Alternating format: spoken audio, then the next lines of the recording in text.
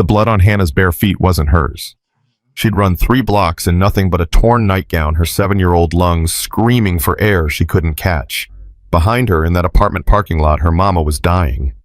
The men inside Sally's roadside diner didn't know it yet, but in 30 seconds, 8 leather-clad strangers would make a choice that would either save 2 lives or destroy their own. Some decisions don't give you time to think. This was one of them. Before we dive into what happened next, hit that subscribe button and ring the notification bell, because this story gets darker before it gets light, and you'll want to see how it ends. Drop a comment telling me what city you're watching from. I want to know how far Hannah's story travels. Now let's go back to that Saturday morning when everything changed. Emma's throat burned worse than her feet.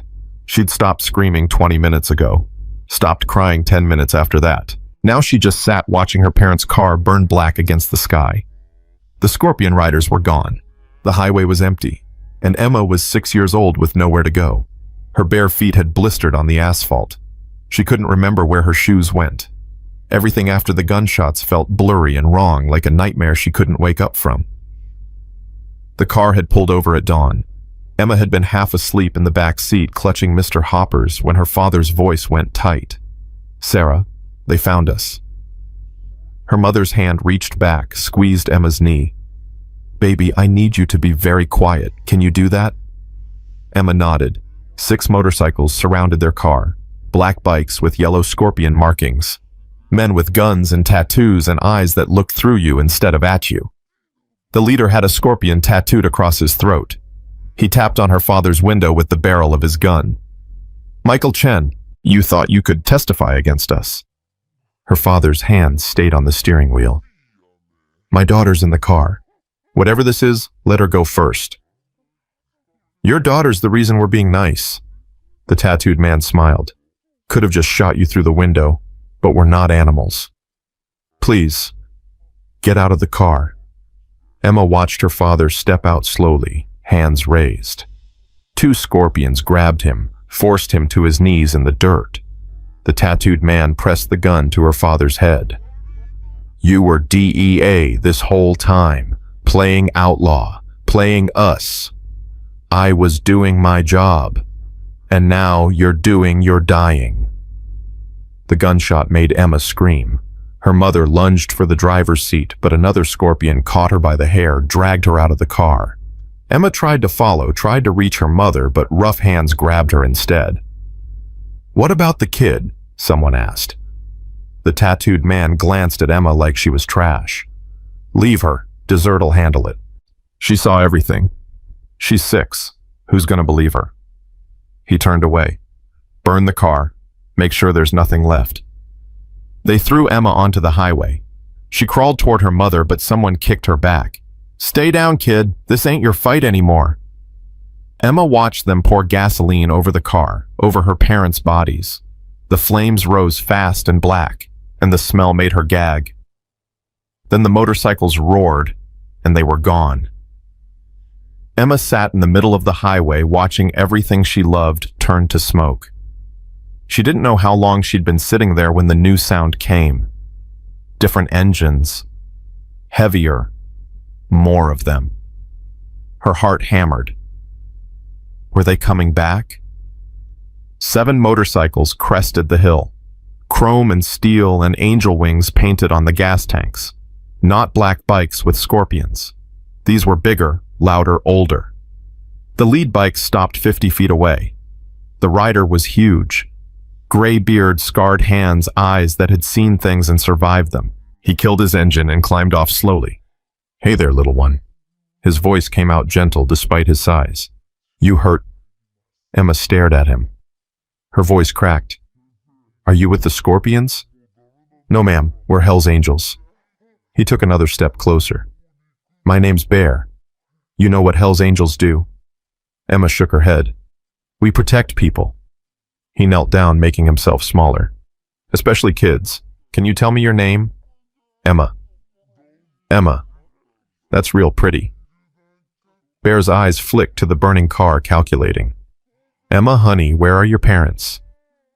The question broke something inside her. "They killed them," Emma whispered. The scorpions shot my mommy and daddy and burned them and left me here to die. Bear's face went hard.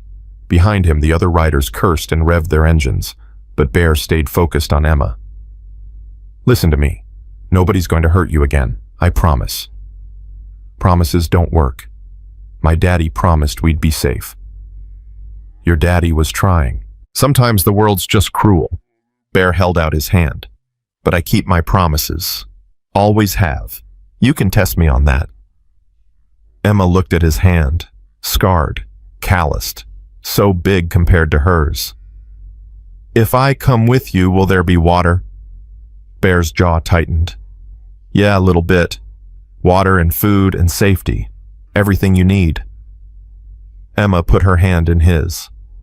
Bear lifted her like she weighed nothing. She was all bones and terror and sunburn. He turned to his riders. Diesel, call Martinez. Tell her we found a survivor. Ghost document everything. Wrench, hammer, crow, perimeter. Nobody touches this scene. What about the girl? Diesel asked. She's coming with us. Bear, we can't just... She's coming with us. Bear's voice dropped into command mode. We're not leaving a 6-year-old at a crime scene while bureaucracy shows up. He carried Emma to his Harley, settled her in front of him on the seat. You ever been on a motorcycle? Emma shook her head. It's loud, but it's safe. Hold these handlebars here. I've got you. Okay. The engine roared. Emma flinched, but didn't let go. They rode with 6 angels flanking them. Bear kept one arm wrapped around Emma, kept his speed down, kept his word. The clubhouse appeared through the heat shimmer, fences and cameras, and a woman on the porch who looked like she could stop a truck with one hand. Mama Rose descended the steps as they pulled in.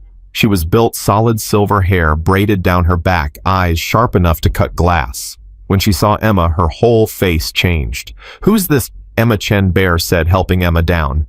Scorpions murdered her parents, left her on Route 89. Mama Rose's expression went dangerous. Scorpions. Yeah, she knelt to Emma's level.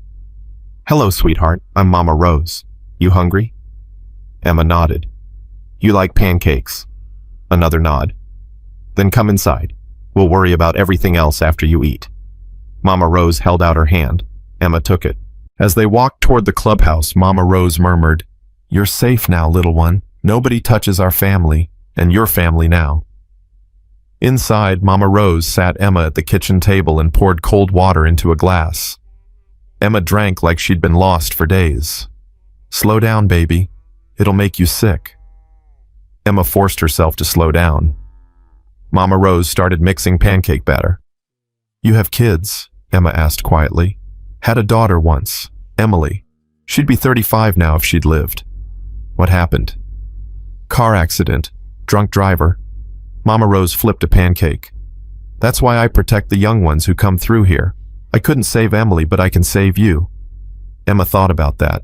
My daddy tried to save me. He did save you. You're here. The pancakes came out perfect. Emma ate slowly at first, then faster. In the next room, Bear's voice rose. What do you mean, federal?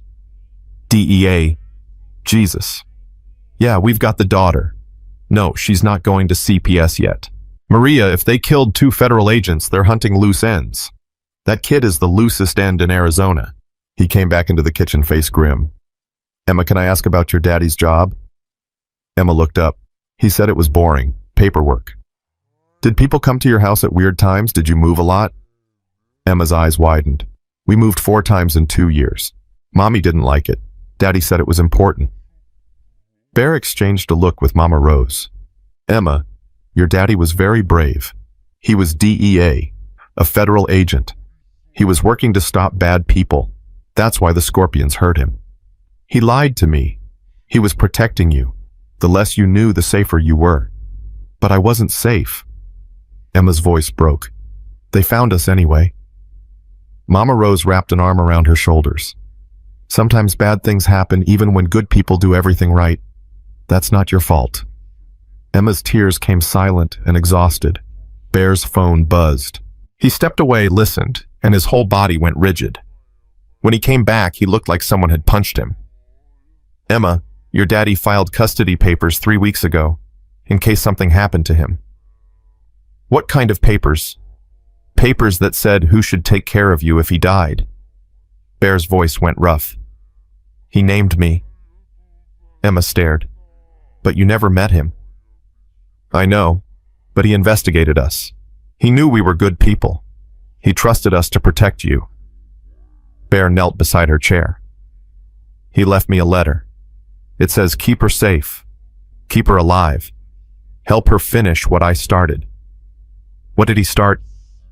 A war against the Scorpions, against their cartel bosses, against everyone who helped them. Bear took a breath. Emma, your daddy was a hero, and he asked me to make sure you stay safe while we finish his mission. For how long? For as long as you need. What if that's forever? Something cracked open in Bear's chest. Then it's forever. Emma climbed down from her chair and wrapped her arms around his neck. Bear held her while she cried. This child he'd met 2 hours ago. This little girl who'd just become his whole world. Mama Rose wiped her eyes and busied herself with dishes. After Emma cried herself out, Bear carried her to the meeting room and laid her on the couch with a blanket. She was asleep in seconds. Then he faced his brothers. Diesel, Ghost Wrench. Hammer, Crow, and Sly stood waiting. 6 men who'd followed him through hell and would follow him through worse. That little girl's father was DEA, Bear said. The Scorpions killed him for trying to bring down their cartel connections. He named me as Emma's guardian. Why you? Diesel asked. Because he investigated us and decided we were trustworthy. Because he knew what was coming. Bear's jaw set. The Scorpions are going to realize they left a witness. They're going to come for her, and they're going to find us. So we're going to war, Ghost said. I'm going to war. Any of you who want out, now's the time. Wrench snorted. You'd be dead in a week without us. We ride together, Hammer said. Crow nodded. Kid needs us. Diesel crossed his arms. Scorpions have been pushing into our territory anyway. This just gives us a good reason. Bear looked at each of them. This is going to get ugly. They've got cartel backing, numbers, weapons. So did the Taliban, Ghost said quietly. We handled them. Bear nodded slowly. Then we prepare. Ghost surveillance on every road. Diesel inventory weapons. Wrench reinforce the gates. Full lockdown. The angels dispersed. Within an hour, the clubhouse transformed into a fortress. Bear sat beside Emma and watched her sleep. Her face still had dirt streaked through the tears. Her small hands were curled into fists. Mama Rose sat on his other side. You sure about this, Marcus? He used his real name. That meant she was serious. Chen trusted me. That has to mean something. It means you're a good man, but good men die too. Not before I finish this.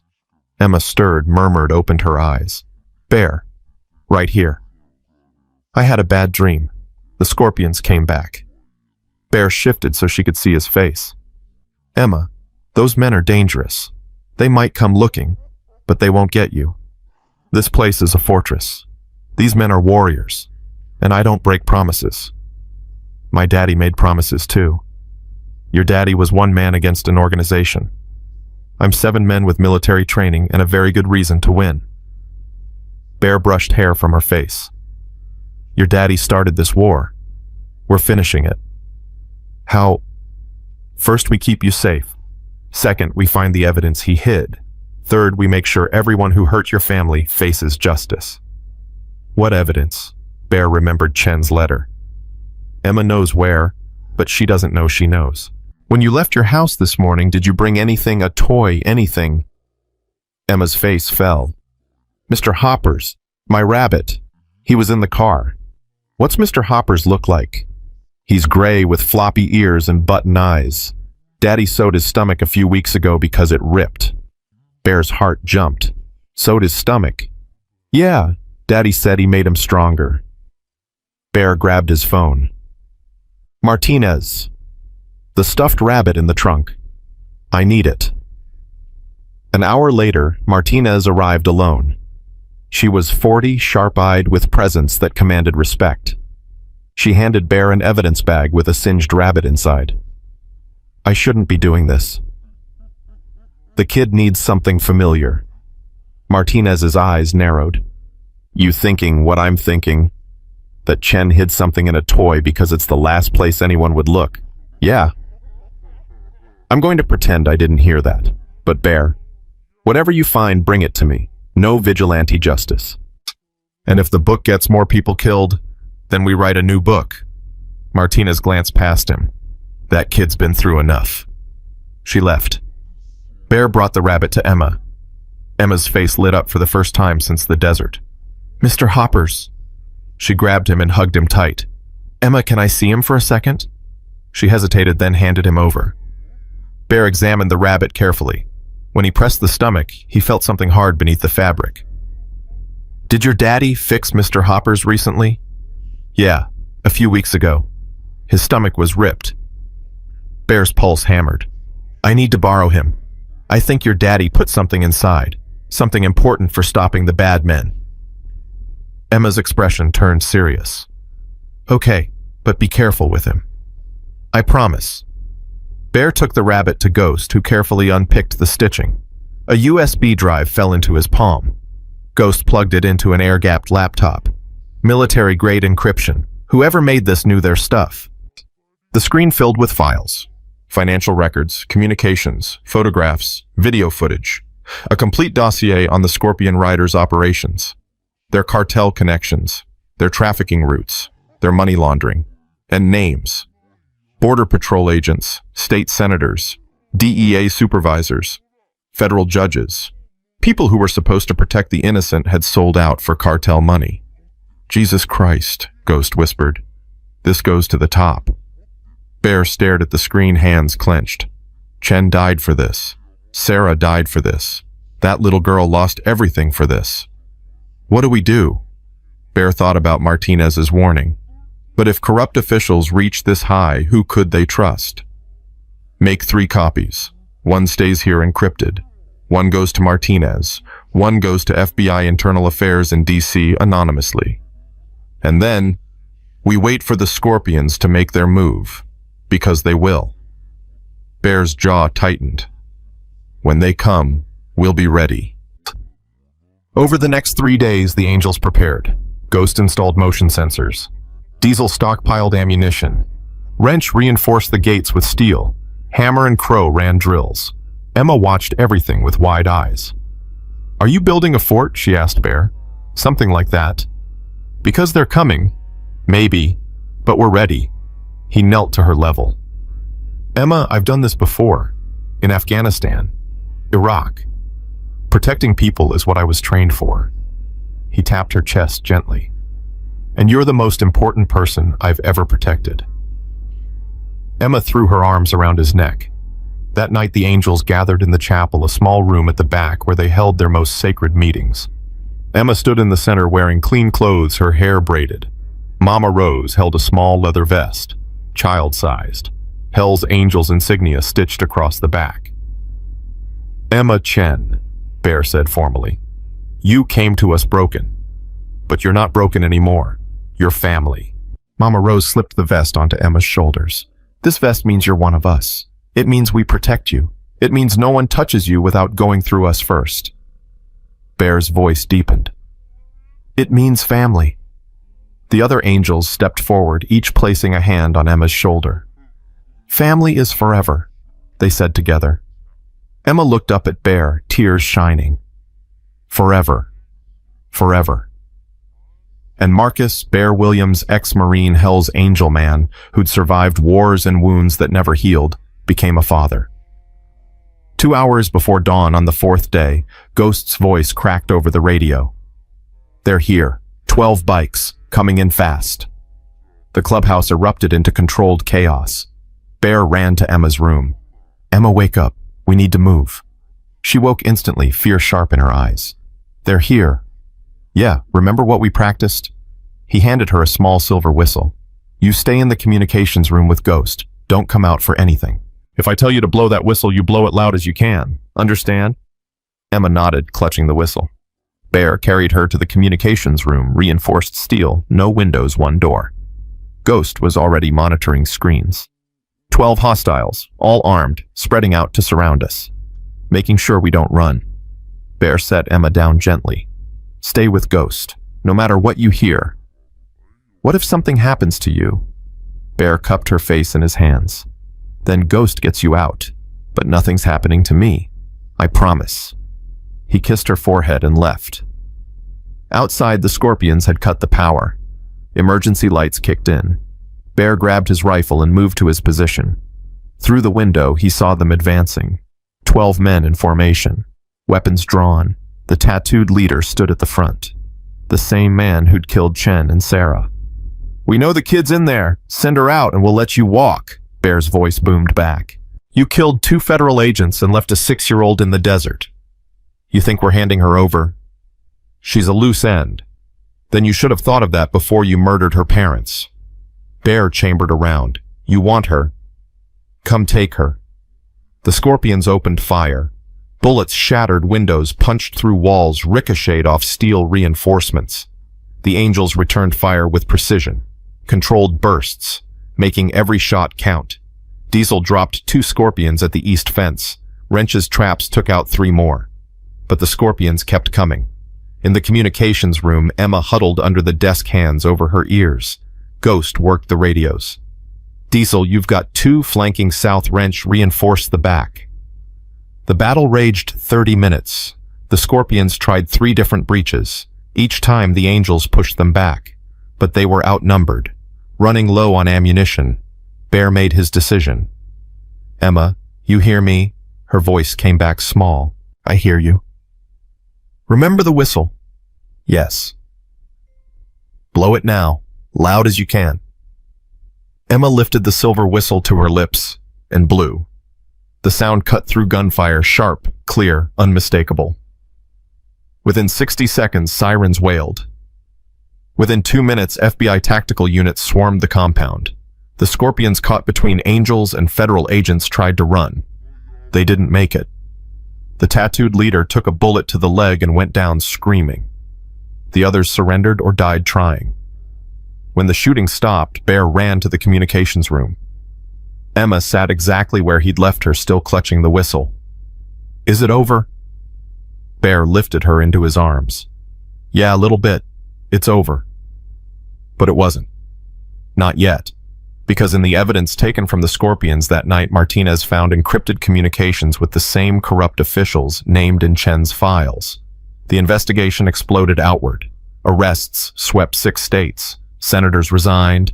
Border agents were indicted. DEA supervisors were fired. Michael Chen's final mission achieved what he'd set out to do. And Emma, the small witness he'd protected with his last breath, lived to see justice done. In the weeks that followed, Emma stayed at the clubhouse. Mama Rose taught her to cook. Ghost taught her chess. Diesel showed her motorcycles. And Bear taught her the most important lesson: family isn't always blood. One morning, Emma found Bear on the porch, drinking coffee, watching the sunrise. She climbed into his lap without asking. "Bear." "Yeah, a little bit." "My daddy told me something before everything. He said, if something happens, trust the man who keeps his promises." She looked up at him. "He meant you." Bear's throat tightened. "How did he know?" "He said he could see it in your eyes, that you were the kind of person who'd die before breaking a promise." Emma leaned against his chest. He was right. Bear wrapped his arms around her and watched the sun climb higher. He'd found Emma on a highway 4 weeks ago, broken, terrified, alone. Now she laughed when Mama Rose told jokes. Now she slept through the night. Now she trusted again. And Bear, who'd spent years believing he was too damaged to care for anyone, discovered he'd been wrong. He'd been waiting his whole life for this mission. He just hadn't known it yet. 3 weeks had passed since the battle, but Emma still woke up screaming. Bear heard it from his room across the hall, a small, terrified sound that cut straight through his chest. He was at her door in seconds, knocking gently. "Emma, it's Bear. Can I come in?" Silence. Then a shaky, "Okay." He found her sitting up in bed, clutching Mr. Hopper's tears streaming down her face. "Same dream?" he asked, sitting on the edge of her bed. Emma nodded. "They keep coming back. The Scorpions. They keep finding me." "They can't find you anymore, little bit. Most of them are dead. The rest are in federal prison." "But what if there are more? What if they send different people?" Bear had asked himself the same question every night. The Scorpions had cartel connections. Killing 12 men didn't erase an entire organization. Then we deal with them too. But right now you're safe, I promise. Emma wiped her eyes. You promise a lot. Because I mean it every time. Bear smoothed her hair back. You want some warm milk? Mama Rose says it helps with sleep. Can you stay instead? Something in Bear's chest cracked open wider. Yeah, I can stay. He settled into the chair beside her bed and Emma lay back down watching him like she was afraid he'd disappear. Bear. Yeah. Do you think my daddy knew that you'd be good at this? At what? At being a dad. Bear's throat tightened. I don't know if I'm good at it, little bit. You are. You keep checking on me. You make sure I eat. You don't lie. Emma pulled Mr. Hoppers closer. That's what good dads do. Bear sat there in the dark listening to Emma's breathing slow and even out, and wondered how a 6-year-old had figured out something he was still learning. The next morning, Martinez showed up at the clubhouse with a woman Bear didn't recognize. This is Sarah Hendricks, Martinez said. CPS. Bear's jaw tightened. We talked about this. I know, but it's been 3 weeks, Bear. The courts want to know what's happening with Emma. Sarah Hendricks looked nervous, standing between two Hell's Angels at the front door. She was young, maybe 30, with kind eyes and a briefcase clutched too tight. Mr. Williams, I'm not here to take Emma away. I just need to assess the situation. The situation is fine. I'm sure it is. But the state requires... The state didn't save her.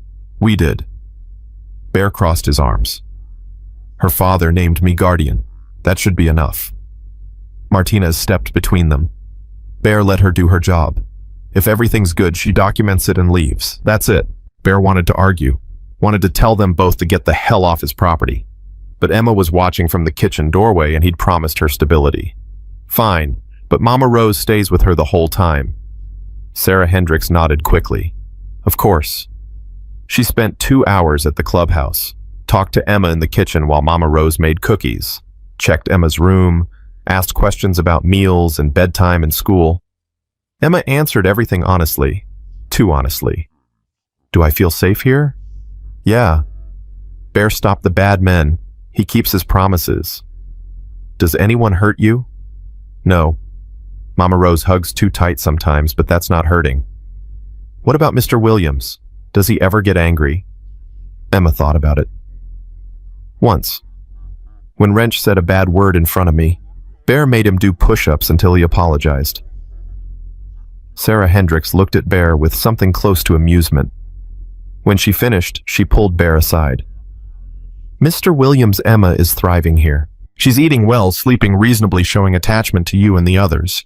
That's remarkable given what she's been through. So we're good. Not quite. The court still needs to finalize the custody arrangement. Michael Chen's emergency filing gives you temporary guardianship, but for permanent custody, you'll need to go through the formal process. How long? 3 to 6 months. Maybe longer if anyone contests it. Who would contest it? Sarah hesitated. Chen's parents, Emma's grandparents. They've been notified of their son's death. If they want custody of Emma, they have the right to petition for it. Bear felt the ground shift under him. Chen's parents. Where are they? San Francisco. We reached out last week. They're processing everything.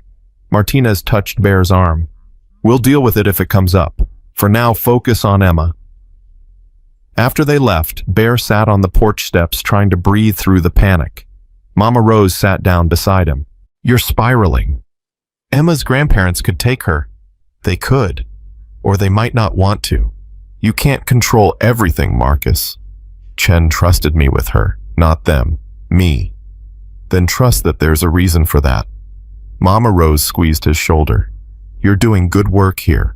Don't let fear ruin it. Bear wanted to believe her, but he'd lost too many things in his life to believe in permanence anymore. That night at dinner, Emma pushed her mashed potatoes around her plate without eating. Not hungry? Bear asked. The lady from CPS asked a lot of questions. She was just checking to make sure you're happy here. Emma set down her fork.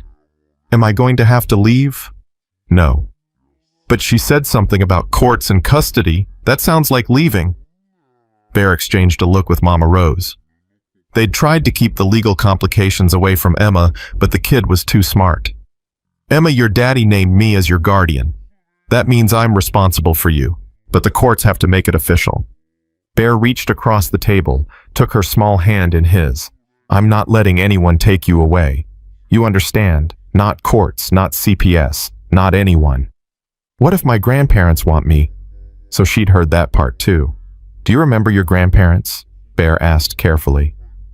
Emma shook her head. Daddy said they didn't talk anymore. Something about him becoming a cop. They didn't like it. Then they don't get a say now. Bear's voice came out harder than he meant. Your daddy chose me. That's what matters. Emma squeezed his hand. Okay, I trust you. Those 3 words hit Bear harder than any bullet. 2 days later, the call came. Bear was in the garage with Diesel working on his Harley when Ghost appeared in the doorway. We've got a problem. Bear straightened, wiping grease from his hands. What kind of problem? The kind that just pulled up in a Mercedes. Through the garage window, Bear watched an expensive black car park outside the gates. 2 people got out, a man in his 60s wearing a suit that cost more than Bear's motorcycle, and a woman about the same age with Emma's eyes.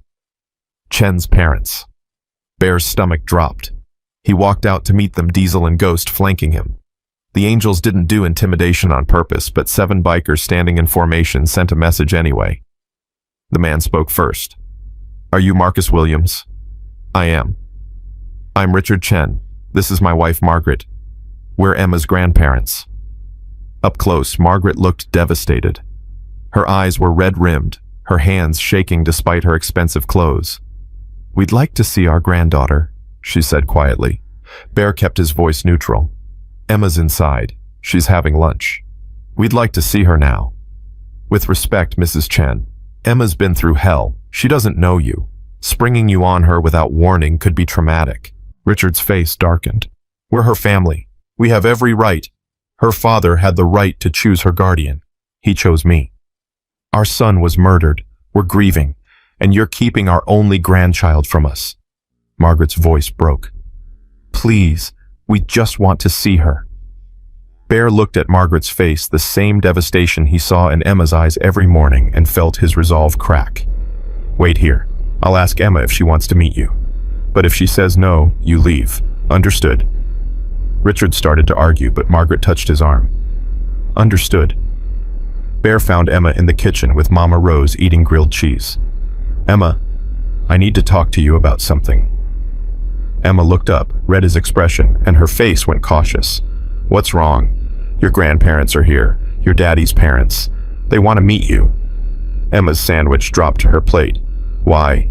Because you're their granddaughter. Because they loved your daddy and they're grieving too. Daddy said we didn't talk to them. I know, but maybe it's time to change that. Bear knelt beside her chair. You don't have to see them if you don't want to. It's your choice. Emma looked at Mama Rose. What do you think? Mama Rose chose her words carefully. I think people make mistakes, and I think grief makes people want to fix those mistakes. But only you can decide if you're ready. Emma thought for a long moment. Then she said, Okay, but you have to stay with me. Bear nodded. I'm not going anywhere. They brought Richard and Margaret into the clubhouse. Margaret gasped when she saw Emma, a small sound of recognition and heartbreak. You look just like your father, she whispered. Emma stayed close to Bear's side, one hand gripping his leather vest. I don't remember you. We know, sweetheart. We haven't seen you since you were a baby. Margaret knelt down slowly. Your daddy and I had a fight a long time ago, about his job. I said things I didn't mean and we stopped talking. That was wrong. That was my mistake. Daddy said being DEA was important. It was. Your father was a hero. I just didn't see it at the time. Margaret's voice cracked. I'm so sorry, Emma. Sorry I wasn't there for you. Sorry I wasn't there for him. Emma studied her grandmother's face. Then she said, Daddy talked about you sometimes. When he thought I was asleep, he said he missed you." Margaret broke, full sobs that shook her whole body. Richard pulled her into his arms, his own face wet with tears. Bear watched Emma process all of this, the grief, the regret, the complexity of family that wasn't simple or easy. After Margaret composed herself, Richard spoke. "Mr. Williams, we owe you a debt we can never repay. You saved Emma's life. You protected her when we couldn't. I was doing what her father asked. Still, thank you." Richard paused. "We'd like to be part of Emma's life moving forward, if she'll have us." "That's up to Emma." Emma looked up at Bear. He gave her a small nod. "Your choice." "You can visit," Emma said carefully. "But I live here, with Bear and Mama Rose and the Angels. This is my family now." Margaret wiped her eyes. "We understand. We just want to know you. To be your grandparents if you'll let us." "Okay. But you have to promise something. Anything. Don't try to take me away.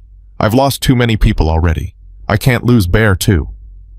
Margaret looked at Bear, this rough biker who'd become her granddaughter's whole world, and something shifted in her expression. "We won't take you away, Emma. I promise." They visited for an hour. Awkward at first, then slowly warming as Emma showed them her room, introduced them to Mama Rose, told them about the Angels. When they left, Margaret hugged Bear at the door. "Thank you for loving her," she whispered. "Michael chose well." After they were gone, Emma climbed onto the couch next to Bear. "That was weird," she said. "Yeah, but good weird, maybe." Emma leaned against him. "They seem sad." "They are. They lost your daddy, just like you did." "Do you think they'll really not try to take me?" Bear wrapped an arm around her. "I think they meant it, but even if they didn't, I meant what I said. You're not going anywhere." Emma was quiet for a moment. Then she said, "Bear, what happens when I grow up? Will I still live here?" "You'll live wherever you want. College probably. Maybe your own place after that. But I can come back." "Emma, this will always be home. You'll always be family. That doesn't change just because you grow up." Emma nodded, satisfied. Then she said, "Good. Because I don't want another family. This one's perfect." Bear's throat closed up. He'd spent years believing he wasn't capable of this, of being someone's safe place, someone's home.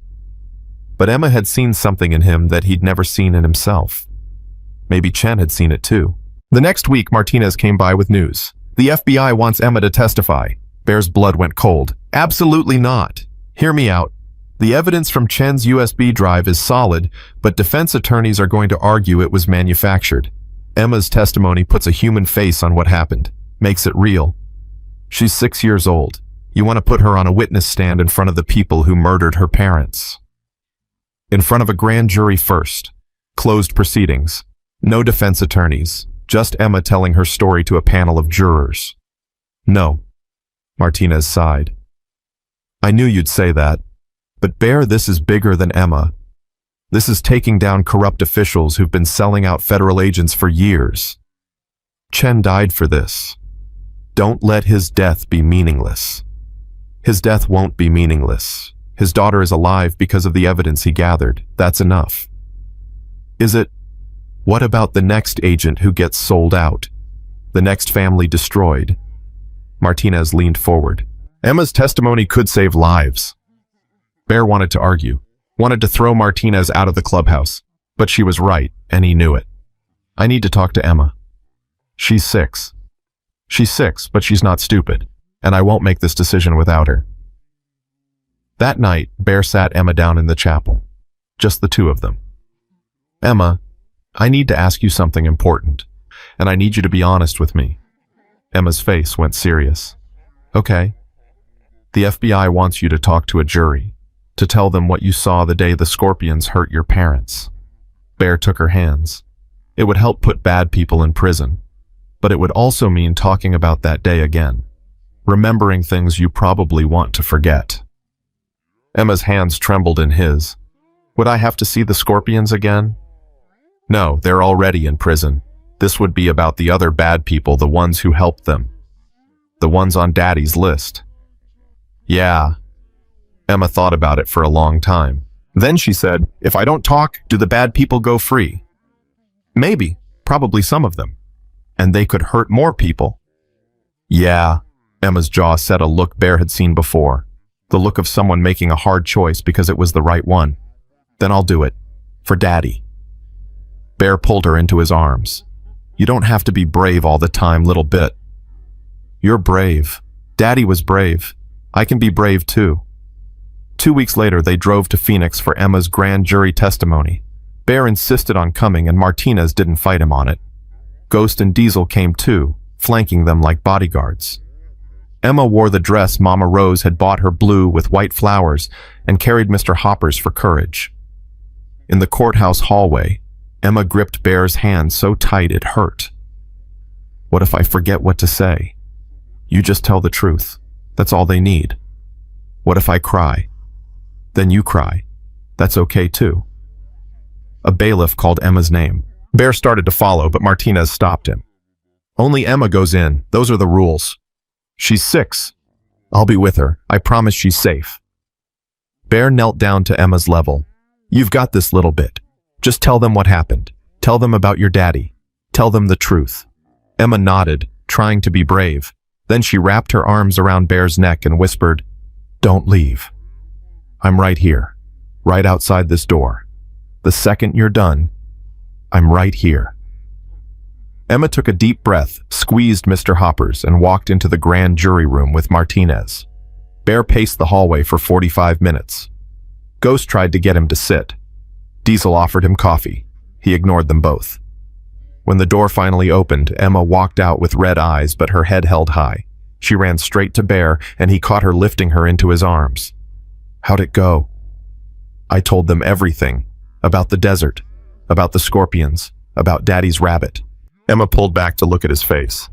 Did I do good? You did perfect. Martinez came out behind them looking satisfied. The grand jury returned indictments on 14 officials. This is huge, Bear. Emma just changed everything.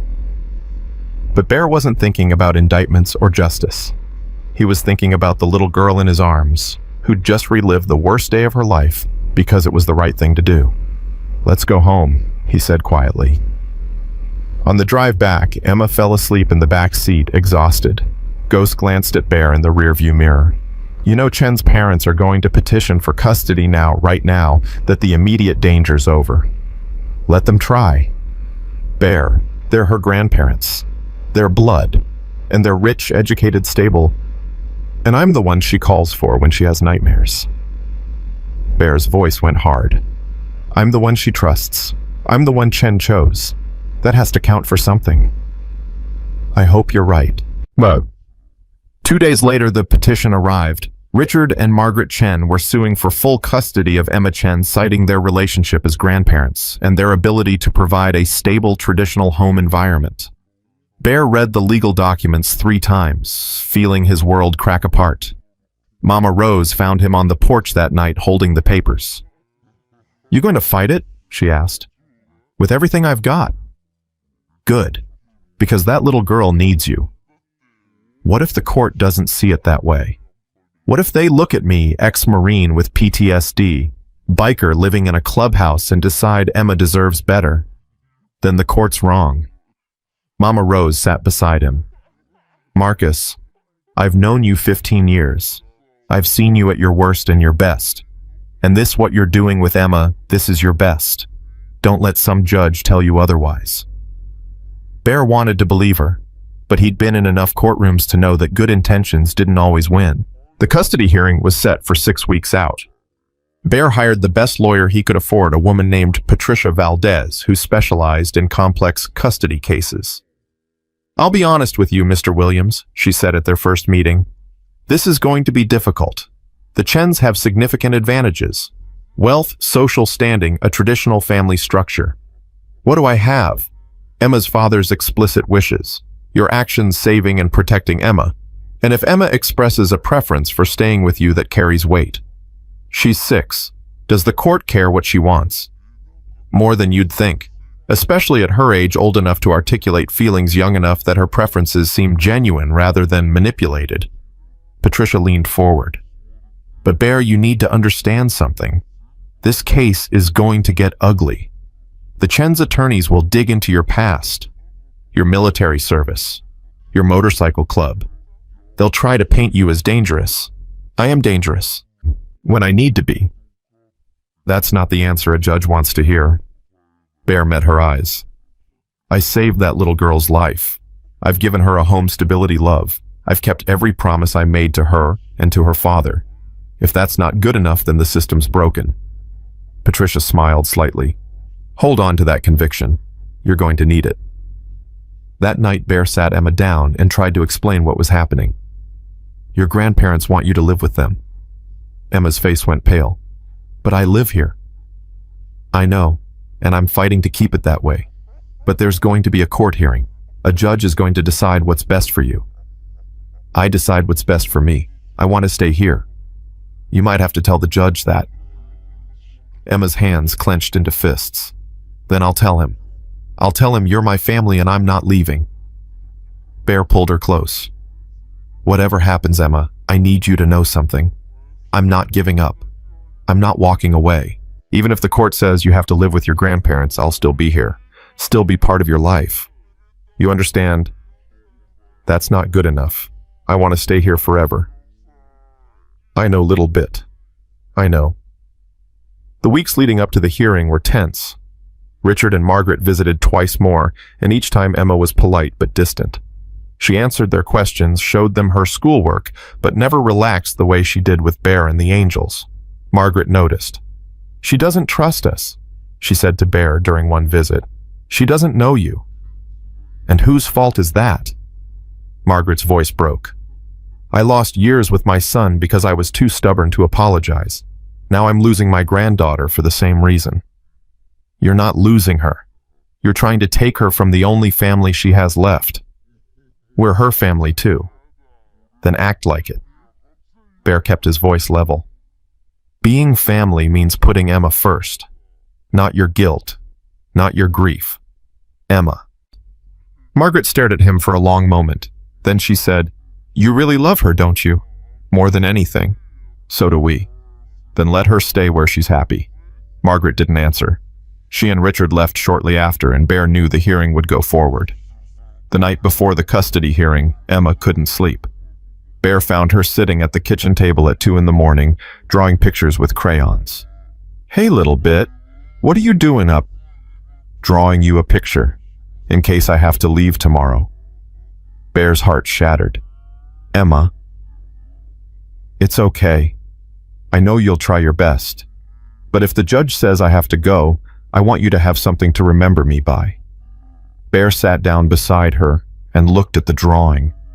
It showed stick figures, Emma, Bear, Mama Rose, and the Angels, all standing together in front of the clubhouse. This is beautiful. That's our family. Emma pointed at each figure. Even if I have to leave, that doesn't change. Right? Right. Bear pulled her into his lap. Emma, no matter what happens tomorrow, I need you to be brave. Can you do that? I'm scared. Me too. Emma looked up at him surprised. You're scared. Terrified. Because losing you would be the worst thing that ever happened to me.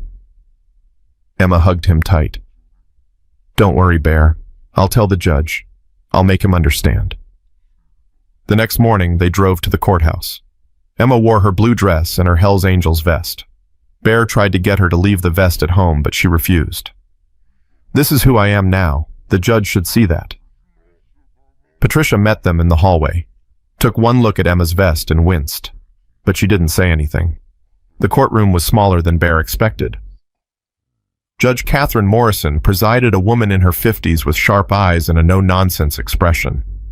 Richard and Margaret sat on one side with their attorney, a man in an expensive suit who looked like he ate custody cases for breakfast. Bear sat on the other side with Patricia Emma between them. The hearing started with opening statements. The Chen's attorney painted a picture of traditional family values, stable home environment, educational opportunities. He mentioned Bear's military service, specifically his PTSD diagnosis and his unconventional lifestyle in a motorcycle club. Patricia countered with Michael Chen's explicit wishes, Bear's heroic actions, and Emma's clear attachment to him and the angels. Then the judge called Emma to the stand. Emma walked up slowly. Mr. Hoppers tucked under her arm. The bailiff brought over a booster seat so she could reach the microphone. Judge Morrison smiled gently. "Hello, Emma. My name is Judge Morrison. Do you know why you're here today? Because my grandparents want me to live with them, but I want to stay with Bear." "I see. And why do you want to stay with Bear?" Emma thought about it. "Because he keeps his promises. Because he makes me feel safe. Because he's my family now." "What about your grandparents? Don't you want to know them? I like them. They're nice. But they didn't save me. Bear did. And Daddy wanted me to stay with Bear. That should matter." "It does matter, Emma. Very much." Judge Morrison leaned forward. "Can you tell me what a typical day looks like at the clubhouse?" Emma brightened. "Mama Rose makes breakfast. Then I do schoolwork with Ghost. He's really smart. Then I help Diesel in the garage or practice motorcycle safety with Wrench. Bear checks my homework every night and reads me stories. We eat dinner together. Everyone asks about my day." "Do you feel safe there?" "The safest I've ever felt. Even safer than before because now I know bad things can happen and Bear will protect me anyway." "What if I told you that your grandparents could give you your own room, your own toys, opportunities? Bear can't provide." Emma's jaw set. "I already have my own room, and toys, and opportunities. I have a family who loves me. That's better than anything." Judge Morrison studied Emma for a long moment. Then she said, "Thank you, Emma. You can step down." Emma climbed down and went straight to Bear, who lifted her into his arms. The Chen's attorney called Bear next. He tried to make Bear look unstable, dangerous, unfit. Asked about his military service, his nightmares, his motorcycle club connections. Bear answered every question honestly. Yes, he had PTSD. Yes, he'd killed people in combat. Yes, the Hells Angels had a rough reputation. "But Emma doesn't see any of that," Bear said firmly. "She sees a man who keeps his word, who protects her, who loves her. That's what matters." "Mr. Williams, don't you think Emma deserves a traditional family? 2 parents, stability, normalcy." "I think Emma deserves to be with people who put her first, who honor her father's wishes, who earned her trust." Bear met the attorney's eyes. "I'm not perfect, but I'm what Michael Chen wanted for his daughter, and I'm what Emma wants for herself. That should be enough." After 2 hours of testimony, Judge Morrison called a recess. Bear, Emma, and Patricia waited in the hallway. Emma sat on Bear's lap, unnaturally quiet. "How do you think it went?" Bear asked Patricia. "Honestly, I don't know." The judge seemed moved by Emma's testimony, but the Chens have strong arguments too. When they returned to the courtroom, Judge Morrison looked tired. "I've presided over hundreds of custody cases," she began. "Most of them are straightforward. But this case is unique. We have grandparents who love their granddaughter but were absent from her life. And we have a guardian chosen by the child's father who has proven himself capable and devoted." Bear held his breath. Emma Chen has been through unimaginable trauma. She's lost her parents, survived attempted murder, and testified against dangerous criminals. What she needs most is stability and safety. "Here it comes," Bear thought. "After reviewing all the evidence and testimony, I'm ruling in favor of Marcus Williams retaining full custody of Emma Chen." Bear's world tilted. "However," Judge Morrison continued, "I'm ordering regular visitation with Richard and Margaret Chen. Emma needs her grandparents in her life, and they deserve the chance to build that relationship." Emma threw her arms around Bear's neck and burst into tears. Behind them, Margaret sobbed. Richard held her close, looking devastated but resigned. Judge Morrison wasn't finished. "Mr. Williams, I'm taking a significant risk with this ruling. If I hear of any instability, any danger, any reason to question Emma's well-being, I will revisit this decision. Do you understand?" "Yes, Your Honor, thank you." "Don't thank me. Just be the father Michael Chen believed you could be. Outside the courthouse, Margaret approached Bear while Richard waited by their car. You won, she said quietly. I'm sorry. Margaret shook her head. Don't be. Emma was right. You're her family now. Her voice broke. We're just people who should have been there and weren't. You can still be there. Visitation means you're part of her life. It's not the same as raising her. No, but it's something. Bear shifted Emma to his other arm. Margaret, I'm not trying to replace you or Richard. Emma needs her grandparents. She needs to know where she came from. But right now, she needs stability more than anything. Margaret wiped her eyes. Take care of her, please. With my life. Margaret touched Emma's hair gently. Goodbye, sweetheart. Emma lifted her head from Bear's shoulder. It's not goodbye. You can visit. Judge Morrison said so. We will. I promise. On the drive home, Emma was quiet until they were almost back to the clubhouse. Then she said, Bear, are you my dad now? Like officially. Bear's hands tightened on the steering wheel. If you want me to be. I do, because you're better at it than anyone else could be. Bear pulled over to the side of the road, unable to see through the tears suddenly blurring his vision. Emma leaned forward from the back seat. Why are we stopping? Are you okay? Bear turned to look at her, this small, fierce, beautiful child, who'd chosen him despite having every reason not to trust anyone ever again. Yeah, little bit. I'm okay. I'm better than okay. Good, because Mama Rose is making celebration pancakes, and if we're late, Diesel will eat them all. Bear laughed and pulled back onto the road, driving toward home with his daughter in the back seat, and for the first time in 20 years, he believed in happy endings. Mama Rose's celebration pancakes turned into a full clubhouse party that lasted until midnight. Emma fell asleep on the couch around 10, exhausted from the emotional day, while the angels toasted Bear's victory with beer and stories about the custody hearing that got more exaggerated with each telling. And then Emma looks right at that fancy lawyer and says, I already have a family. Diesel recounted for the third time. Kids got more guts than half the Marines I served with. Bear sat apart from the celebration watching Emma sleep, still processing what the judge had said. Full custody. Emma was his daughter now, legally, permanently. The weight of it settled on his shoulders like armor, heavy but right. Ghost sat down beside him. You okay? Ask me in 10 years when I haven't screwed this up yet. You won't screw it up. You're doing fine. Fine isn't good enough. She deserves exceptional. Then give her exceptional. Ghost clinked his beer against Bear's. But maybe start by believing you're capable of it. 3 months passed in a rhythm that felt almost normal. Emma started second grade at the local elementary school. Bear drove her every morning, walked her to her classroom, and waited outside like the world's most intimidating crossing guard until she was safely inside. The other parents gave him a wide berth at first. Hard to blame them. 6'4" biker covered in leather and scars didn't exactly scream PTA material. But Emma didn't care what anyone thought. That's my dad, she told her teacher on the first day, pointing at Bear with pure pride. He's a Hell's Angel. He saved my life. Her teacher, Mrs. Patricia Alvarez, 60 years old with kind eyes and zero tolerance for nonsense, took one look at Bear and said, then he's welcome here any time. Bear liked her immediately. By October, Emma had 3 best friends, Sophia Jaden and a boy named Marcus, who Emma insisted was named after Bear, even though his parents had probably never met a Hell's Angel in their lives. Emma thrived. Her nightmares decreased from every night to once or twice a week. She laughed more, started drawing pictures that weren't just memories of trauma. Bear kept every single drawing on the refrigerator until there was no room left. Then started a folder in his room labeled Emma's Art that grew thicker by the day. Life felt good, safe, stable. That should have been Bear's first warning.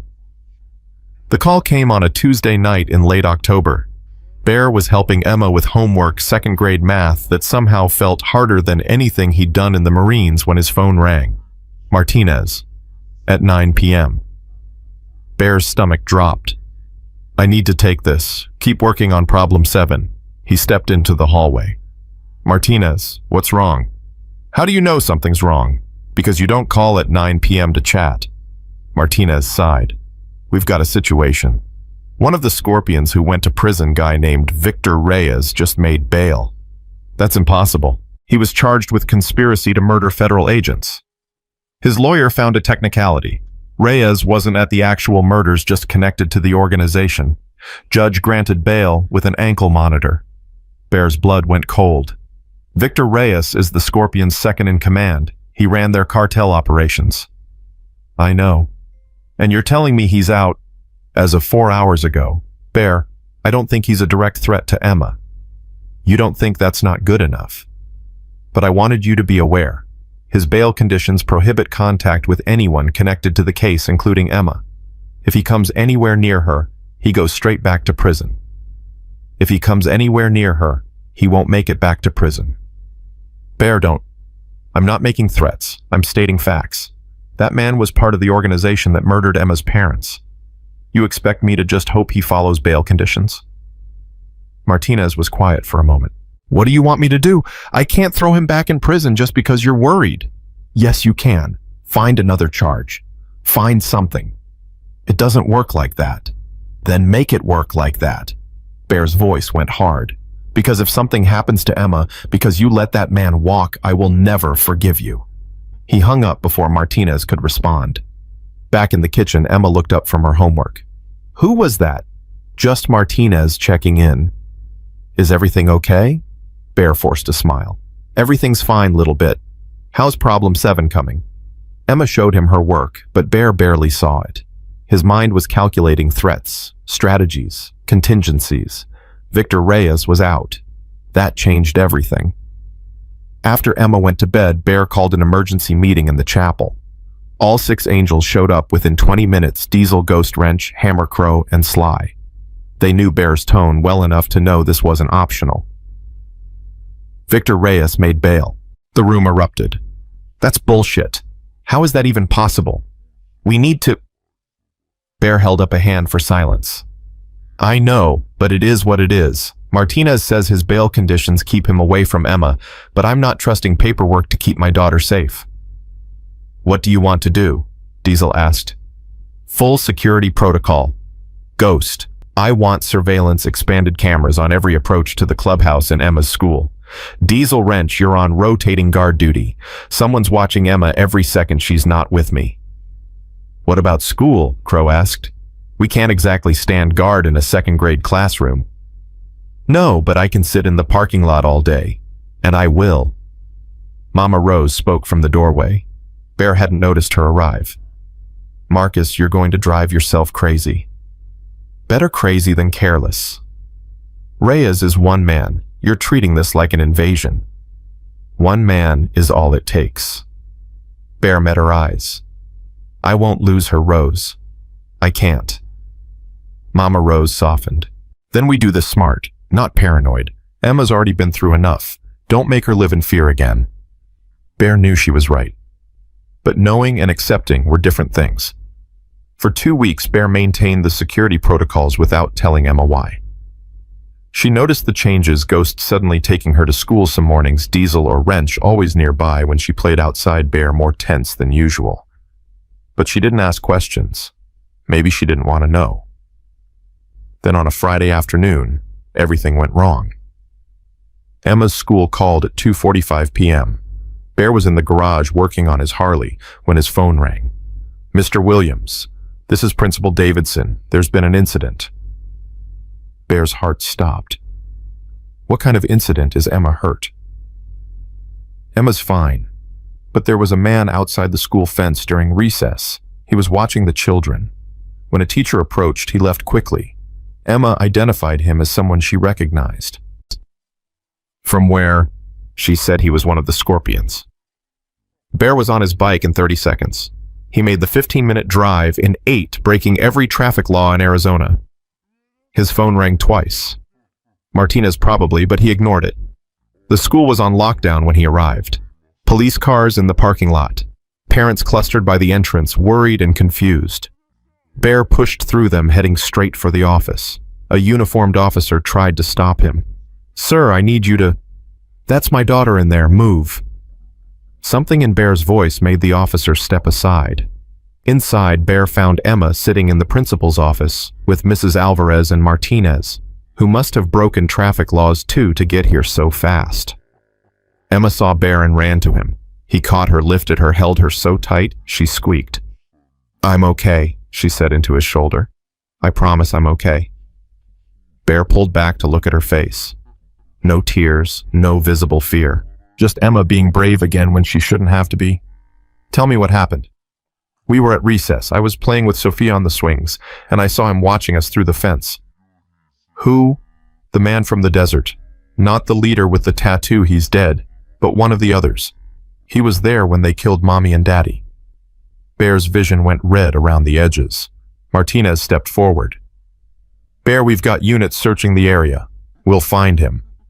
"You said Reyes couldn't come near her." "This wasn't Reyes. Emma said it was someone else." "So there are multiple scorpions walking around. How many of them made bail?" Martinez didn't answer, which was answer enough. Bear set Emma down gently and turned to Martinez, keeping his voice low so Emma wouldn't hear. "Get me names. Every scorpion who's out of prison. Every single one." "I can't just—" "Yes, you can, because if I have to track them down myself, I won't be asking politely." Martinez met his eyes, saw something there that made her nod. "I'll get you the names, but Bear, you can't— Can't? What? Protect my daughter, watch me." He took Emma's hand. "Come on, little bit. We're going home." "What about school?" "You're done with school for today." In the parking lot, Emma stopped walking. "Bear, I can't miss school every time something scary happens. This isn't negotiable. But Mrs. Alvarez said we're learning about the solar system next week. I don't want to miss it." Bear knelt down to her level. "Emma, a dangerous man was watching you today. That's not something we ignore." "I know. But Daddy wouldn't want me to stop living because of bad people." Emma's voice was steady, older than 7 years old should sound. "He'd want me to be careful but brave, right?" Bear's throat tightened. She was right, and he hated it. "Okay, you can go to school, but I'm driving you every day, and I'm staying in the parking lot until you're done." "That's going to be really boring for you." "I don't care." Emma hugged him. "Thank you for keeping me safe." "Always, little bit. Always." That night, Martinez sent over the list. 7 scorpions had made bail or been released on technicalities. 7 men who'd been part of the organization that murdered Michael and Sarah Chen. Bear studied each name, each face, memorizing them. Ghost was already running background checks. 3 of them are still in Arizona. The others scattered California, Nevada, Texas. The 3 in Arizona, where are they? Ghost pulled up addresses. 2 in Phoenix, 1 in Tucson.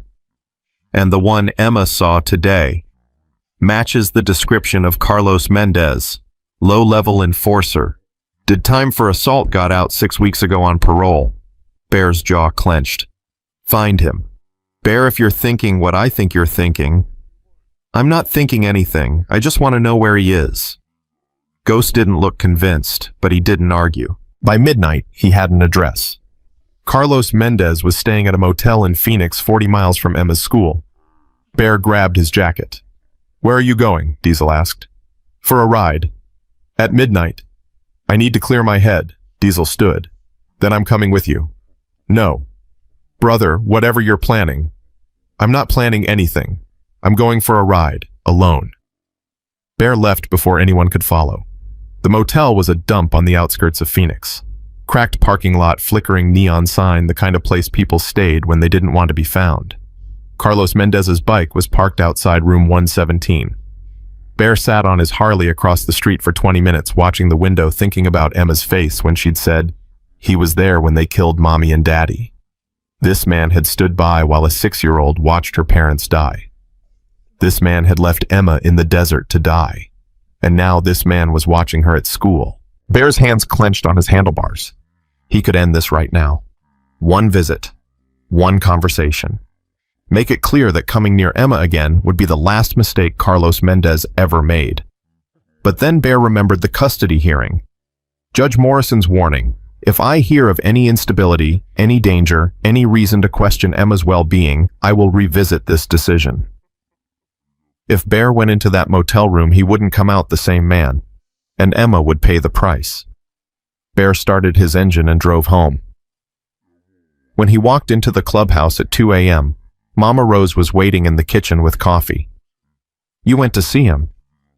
"I thought about it." "But you came back." "Emma needs me more than I need revenge." Mama Rose poured him coffee. "That's the first smart thing you've said all day." "It doesn't feel smart. It feels like letting him get away with it." "He's not getting away with anything. Martinez will handle it through proper channels." "And what if proper channels don't work? What if he tries again?" "Then you deal with it. But not by throwing away everything you've built." Mama Rose squeezed his shoulder. "Emma needs a father, not a martyr." Bear drank his coffee in silence, knowing she was right, hating that she was right. The next morning, Martinez called with news. Carlos Mendez was picked up an hour ago for violating parole. He's back in custody. What was the violation? He was spotted near a school. That's prohibited for anyone with his record. He won't make bail this time. Bear felt some of the tension leave his shoulders. What about the others? The 6 still out. "I'm working on it, but Bear, you need to be patient." Patient gets people killed. Reckless gets Emma taken away. Choose your battles. After Martinez hung up, Bear sat with his coffee and thought about battles. He'd fought in Afghanistan and Iraq. He'd survived firefights and IEDs and missions that should have killed him. He'd learned to calculate risk, to choose when to engage and when to withdraw. But this was different. This wasn't about his survival. It was about Emma's safety. And Bear didn't know how to be patient when his daughter's life was the stakes. 2 weeks passed without incident. Emma went back to school. Bear sat in the parking lot every day from 8 a.m. to 3 p.m. reading books and watching the fence line like a hawk. Other parents started to recognize him. A few even said hello. One mother, Sophia's mom, whose name was Elena, brought him coffee one morning. "You're Emma's dad, right?" "Yeah." "Sophia talks about her all the time. Says Emma's the bravest kid in class." Bear didn't know what to say to that. Elena smiled. "My husband's a cop. He told me what happened to Emma's parents. What she survived. That's..." Her voice caught. "That's extraordinary. And so is what you're doing sitting out here every day. Just keeping her safe. It's more than that. It's showing up. Being present. Most dads can't even make it to parent-teacher conferences." Elena handed him the coffee. "Emma's lucky to have you." After she left, Bear sat with those words. Emma's lucky to have you. He'd never thought of it that way. Always figured Emma deserved better than a broken Marine with PTSD and a motorcycle club for a family. But maybe lucky wasn't about perfect. Maybe lucky was about showing up, being present, keeping promises. Maybe that was enough. That afternoon, when Bear picked Emma up, she was practically bouncing with excitement. "Bear, guess what?" "What?" "Mrs. Alvarez asked if you could come to Career Day next month. She wants you to talk about being a Marine."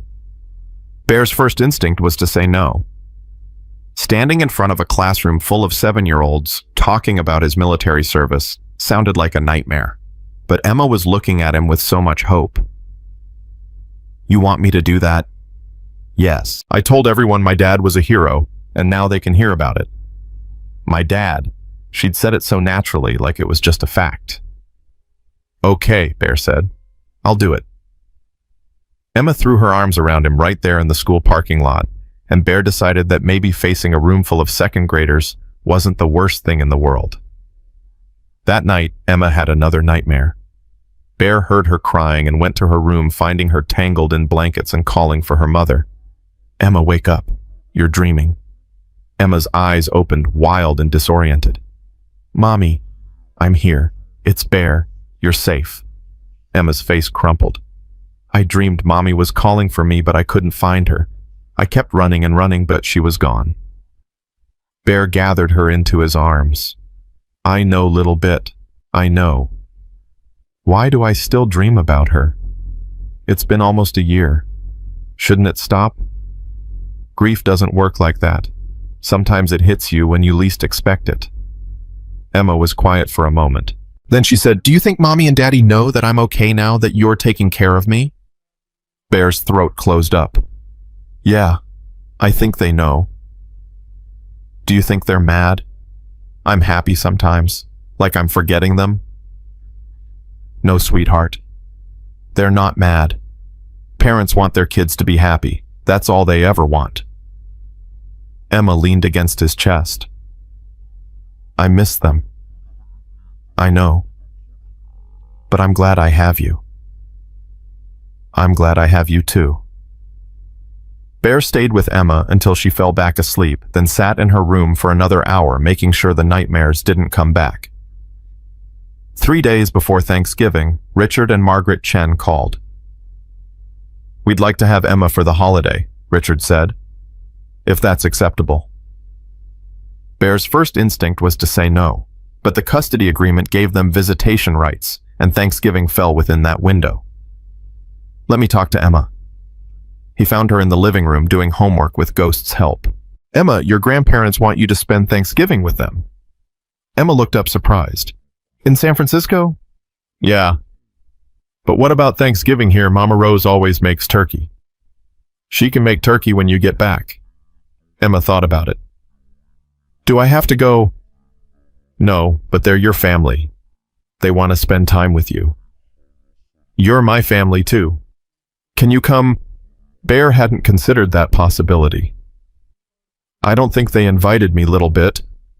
"Then I'll ask them." Emma grabbed Bear's phone before he could stop her and hit redial. "Grandpa, it's Emma." "Yeah, I got Bear's message. I can come for Thanksgiving, but only if Bear comes too. Because he's my dad now and families spend holidays together." "Okay. Yeah. Okay, bye." She handed the phone back to Bear. They said yes. Bear stared at her. "You just fixed it." "Yeah. You're welcome." Ghost tried unsuccessfully to hide his smile. So Thanksgiving found Bear, Emma, and Mama Rose, who Emma had also insisted on including driving to San Francisco in Bear's truck. The Chens lived in a house that cost more than Bear would make in 10 lifetimes. Victorian architecture bay views a garden that looked professionally maintained. Margaret answered the door, clearly nervous. "Welcome. Please come in." Inside the house was elegant and cold, beautiful but sterile. Nothing like the warmth of the clubhouse. Emma looked around with wide eyes. "This is where Daddy grew up." "Yes," Margaret said softly. "His room is still here. Would you like to see it?" Emma nodded and Margaret led her upstairs. Bear and Mama Rose were left with Richard in the living room making awkward small talk about traffic and weather. Then Richard said, "I owe you an apology, Mr. Williams." Bear looked up surprised. "When we first met, I thought—" Richard paused, choosing words carefully. "I thought you were the wrong choice for Emma. I thought she needed structure education opportunities we could provide. I didn't understand what she actually needed." "What's that?" "You. She needed exactly you." Richard's voice roughened. "My son knew that. He saw something I missed, and I'm sorry I didn't trust his judgment." Bear didn't know what to say. Margaret came back downstairs with Emma, who was clutching a photo album. "Look, these are pictures of Daddy when he was little." Emma showed Bear photos of a young Michael Chen, smiling, playing baseball, graduating high school. Bear studied each photo, seeing Emma's features in her father's face. "He looks like you," Bear said. "Grandma says I have his eyes." "You do." That night they had Thanksgiving dinner at a table that could seat 12. The food was perfect, professionally prepared, probably expensive. But halfway through the meal, Emma said, "Grandma, can we say grace? We always say grace at home." Margaret looked flustered. "Oh, of course. Would you like to—" "Bear always does it." Everyone looked at Bear. He cleared his throat, feeling wildly out of place. Okay, let's—" He took Emma's hand on one side, Mama Rose's on the other. "Let's just be grateful. For family. For second chances. For people who show up when it matters. And for Emma, who reminds us every day what courage looks like." Emma squeezed his hand. "Amen." Amen, the others echoed. After dinner, Emma insisted on showing Bear her father's room. It was frozen in time, high school trophies, college pennants, photos of a young man who'd grown up with every advantage and chosen to serve anyway. Daddy was brave, Emma said, looking at a photo of Michael in his DEA uniform. Yeah, he was. Do you think I'll be brave like him when I grow up? You're already brave like him. Braver, maybe. Emma smiled and hugged him. Thanks for coming, Bear. I know this is weird for you. Weird doesn't matter. You matter. They left San Francisco the next morning. As they drove away, Emma waved to her grandparents standing on the porch. That was nice, she said. But I'm glad we're going home. Bear glanced at her in the rearview mirror. Me too, little bit. Me too. Back at the clubhouse, the angels had decorated for Emma's return, welcome home banner balloons, Mama Rose's famous turkey waiting. Emma ran inside, squealing with delight. Diesel came up beside Bear. She good? Yeah, she's good. And you? Bear watched Emma laughing with Ghost and Wrench, completely at home, completely safe. I'm getting there. December hit Arizona with unexpected cold. Emma turned 8 years old on a Tuesday, and the angels threw her a party that looked more like a biker rally than a kid's birthday. 15 motorcycles lined up outside the clubhouse, their riders bearing gifts wrapped in newspaper and duct tape, because bikers didn't do fancy wrapping paper. Emma loved every second of it. Make a wish, little bit, Bear said as she leaned over her cake chocolate with strawberry frosting made from scratch by Mama Rose. Emma closed her eyes, thought hard, and blew out all 8 candles in one breath. What did you wish for? Wrench asked. Can't tell. Then it won't come true. But later that night, when Bear tucked her into bed, Emma whispered it anyway. I wish that nothing bad would ever happen again, that we could just be happy forever. Bear's chest tightened. That's a good wish. Do you think it'll come true? I think we're going to do everything we can to make it come true. Emma smiled and drifted off to sleep, and Bear sat there wishing he could promise her a world without bad things. But he'd been alive long enough to know that wasn't how life worked. The call came 3 days later. Bear was at Emma's school for career day, standing in front of 23 second graders who were staring at him like he was a superhero. Mrs. Alvarez had introduced him as Emma's father, who served our country as a United States Marine. Emma sat in the front row beaming with pride. So, Mr. Williams, Mrs. Alvarez prompted, can you tell the children what Marines do? Bear looked at the sea of young faces and tried to find words that wouldn't give them nightmares. Marines protect people. We go places that are dangerous so that people at home can be safe. We're trained to be strong, brave, and loyal to each other. A boy named Tyler raised his hand. Did you ever fight bad guys? Yeah, I did. Did you win? Most of the time. Were you scared? Bear thought about Kandahar, Fallujah, the missions that still woke him up at night. Yeah, I was scared. Being brave doesn't mean you're not scared. It means you do the right thing even when you are scared. Emma's hand shot up. My dad saved my life when bad guys tried to hurt me. That's being brave. The other kids looked at Bear with even wider eyes. Emma's right, Bear said. Sometimes being brave means protecting people you love. That's the most important job anyone can have. He'd just finished answering questions about what Marines ate for breakfast when his phone buzzed in his pocket. Martinez. 3 times in a row. Something was wrong. Mrs. Alvarez, I need to take this. Excuse me. He stepped into the hallway. Martinez, what? Bear. We have a situation. Victor Reyes escaped custody during a prison transfer this morning. The world tilted. What do you mean, escaped? The transfer van was ambushed. 2 guards dead. Reyes and 3 other prisoners are in the wind. Bear's hand clenched around the phone so hard it cracked. And you're just telling me now? It happened 4 hours ago. We've been searching. 4 hours. He could be anywhere by now. He could be...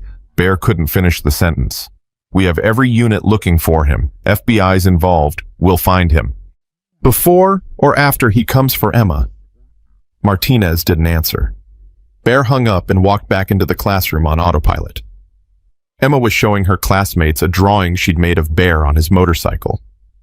"Emma, we need to go." Emma looked up, read his expression, and her smile faded. "What's wrong?" "Nothing, I just remembered we have an appointment." Mrs. Alvarez frowned. "Mr. Williams is everything. We need to go, now." Emma grabbed her backpack without arguing. She'd learned to trust Bear's tone. In the truck, Emma put on her seatbelt and asked quietly, "It's the bad men, isn't it?" Bear gripped the steering wheel. "One of them escaped prison." Emma's face went pale. "Which one?" "Victor Reyes. He wasn't at the desert that day, but he was second in command. He helped plan everything." "Is he coming for me?"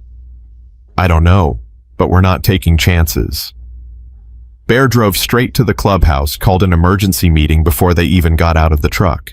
By the time he carried Emma inside, all 6 angels were waiting. "Full lockdown," Bear said. "Victor Reyes is out. Ghost. I want every security system active. Diesel wrench arm up. Hammer crow sly. No one gets within a mile of this place without us knowing about it." "What about school?" Emma asked. "You're not going to school until Reyes is caught." "But Bear..." "This isn't negotiable, Emma. Your safety comes first." Emma's jaw set in that stubborn way that reminded Bear of himself. "Daddy wouldn't want me to hide." "Your daddy isn't here to protect you. I am, and I say you stay here where it's safe." "For how long?" "As long as it takes." Emma looked like she wanted to argue more, but Mama Rose stepped in. "Come on, sweetheart. Let's make cookies. We'll let the men handle the security talk." After they left, Diesel voiced what everyone was thinking. If Reyes broke out, he did it for a reason. And that reason is probably in the other room eating cookie dough. "I know." "So what's the play?" Ghost asked. "We keep Emma here. We keep her safe. And if Reyes shows up," Bear's voice went cold, "we make sure he doesn't leave." For 3 days, they maintained the lockdown. Emma handled it better than Bear expected. She did her schoolwork with Ghost teaching. Her math helped Mama Rose cook meals for the whole club, even convinced Wrench to teach her basic motorcycle maintenance. But on the 4th day, she snapped. Bear found her in her room throwing books against the wall. "Emma, what? I'm tired of being trapped. I'm tired of bad men making me hide. I'm tired of being scared all the time." She threw another book. "Why won't they just leave me alone?" Bear caught her hands gently. Hey, look at me." Emma's eyes were full of tears and rage. "It's not fair." "No, it's not. I just want to be normal. I want to go to school and play with my friends and not worry about bad men coming to kill me." Bear pulled her into his arms. "I know little bit, I know." Emma sobbed against his chest. "I hate them. I hate all of them." "That's okay. You're allowed to hate them." "Will it ever stop? Will I ever feel safe again?" Bear wanted to promise her yes, wanted to guarantee that one day this would all be over and she could live without fear. But he'd made enough promises. He wasn't making ones he couldn't keep. "I don't know," he said honestly. "But I know I'm going to do everything I can to make it stop. And until then, you've got me. You've got all of us. You're not alone in this." Emma cried for a long time. When she finally exhausted herself, she whispered, "I'm sorry I threw books." "It's okay. Books are replaceable. You're not." That night, Martinez called with an update that wasn't really an update. "Still no sign of Reyes. He's either left the state or gone deep underground." "What about the other prisoners who escaped with him?" "We caught 2. One's still missing along with Reyes." Bear paced the porch. "So we're supposed to just wait. Keep Emma locked up indefinitely." "I don't have a better option, unless..." Martinez paused. "Unless what?" "Unless we use Emma as bait." Bear's blood went cold. "Absolutely not. Hear me out. We control the environment. Set up a situation where Reyes thinks he can get to her, but we're ready. Trap him. You want to use an 8-year-old as bait to catch a killer. I want to end this so Emma can have a normal life. Right now she's living in fear. This could give her freedom. Or it could get her killed. Not if we do it right. Bear, I wouldn't suggest this if I thought there was real danger. We'd have 20 agents on site. Full tactical support. The second Reyes shows up, we take him down. Bear wanted to say no, wanted to tell Martinez to go to hell, but Emma's words echoed in his head. Will I ever feel safe again? I need to think about it. Don't think too long. Every day Reyes is out there, he's planning. And when he moves, we might not be ready. Bear hung up and sat on the porch steps, head in his hands. Mama Rose found him there an hour later. You're thinking about Martinez's plan. How'd you know? Because you've got that look. The one that says you're considering something dangerous and stupid. It's not stupid. It's strategic. It's using a child as bait. It's giving Emma her life back. Bear looked up at Mama Rose. She's 8 years old. She should be in school playing with friends, being a kid. Instead, she's trapped here because I'm too afraid to let her out of my sight. Fear keeps her alive. Fear is also killing who she could be. Bear's voice broke. I don't want her to grow up like I did, always looking over her shoulder, never trusting anyone, never feeling safe. Mama Rose sat beside him. What does Emma want? She's 8. She doesn't get to decide. Maybe she should. Bear thought about that. Then he went inside and found Emma in the kitchen making sandwiches with Diesel's help. Emma, can we talk? Emma set down the peanut butter. Am I in trouble? No, I just need to ask you something important. They sat at the kitchen table, just the two of them. Martinez has an idea for catching Victor Reyes, but it involves you. Emma's eyes went wide. Me? She wants to set up a situation where Reyes thinks he can get to you, but it would be a trap. There would be FBI agents everywhere. You'd be safe. You mean, use me as bait? Bear blinked. Yes. That's exactly what it means. How do you know that word? I read a lot. Ghost gives me books. Emma thought about it. Would it make him get caught? Probably. And then, would I be safe? Really safe? Yeah, then you'd be safe. Emma was quiet for a long moment. Then she said, I want to do it. Emma.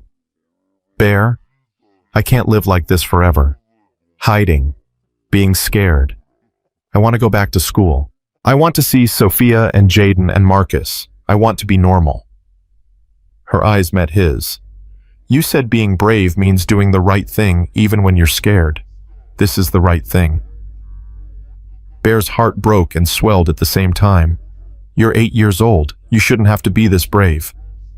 But I am, because you taught me how. 2 days later, Bear found himself standing in an FBI command center looking at tactical maps and feeling like he was back in Afghanistan. Martinez laid out the plan. We'll stage a medical appointment for Emma at Phoenix Children's Hospital. We'll leak the information through channels we know are compromised. If Reyes is watching, and we think he is, he'll take the bait. How do you know the channels are compromised? Bear asked. Because we've been feeding different information through different sources. Only one of those sources has resulted in suspicious activity. We know where the leak is. And if Reyes doesn't show, then we try something else. But Bear, we've profiled this guy. He's arrogant. He thinks he's smarter than us. He'll come. Bear looked at the hospital layout. Multiple entry points. Hundreds of people. Too many variables. I don't like this. You don't have to like it. You just have to trust us. I trust you. I don't trust anyone else. Martinez met his eyes. Then trust Emma. She chose this. The appointment was scheduled for Thursday at 2 p.m. Emma handled the preparation better than Bear did. She asked questions about what would happen, where the agents would be, what she should do if something went wrong. Nothing will go wrong, Martinez assured her. But if it does, then Mr. Williams and about 30 armed federal agents will make sure you're okay. Emma seemed satisfied with that answer. Bear wasn't satisfied with anything. The night before the operation, Emma couldn't sleep. Bear heard her moving around at midnight and found her sitting at the kitchen table drawing. What are you working on? Emma showed him.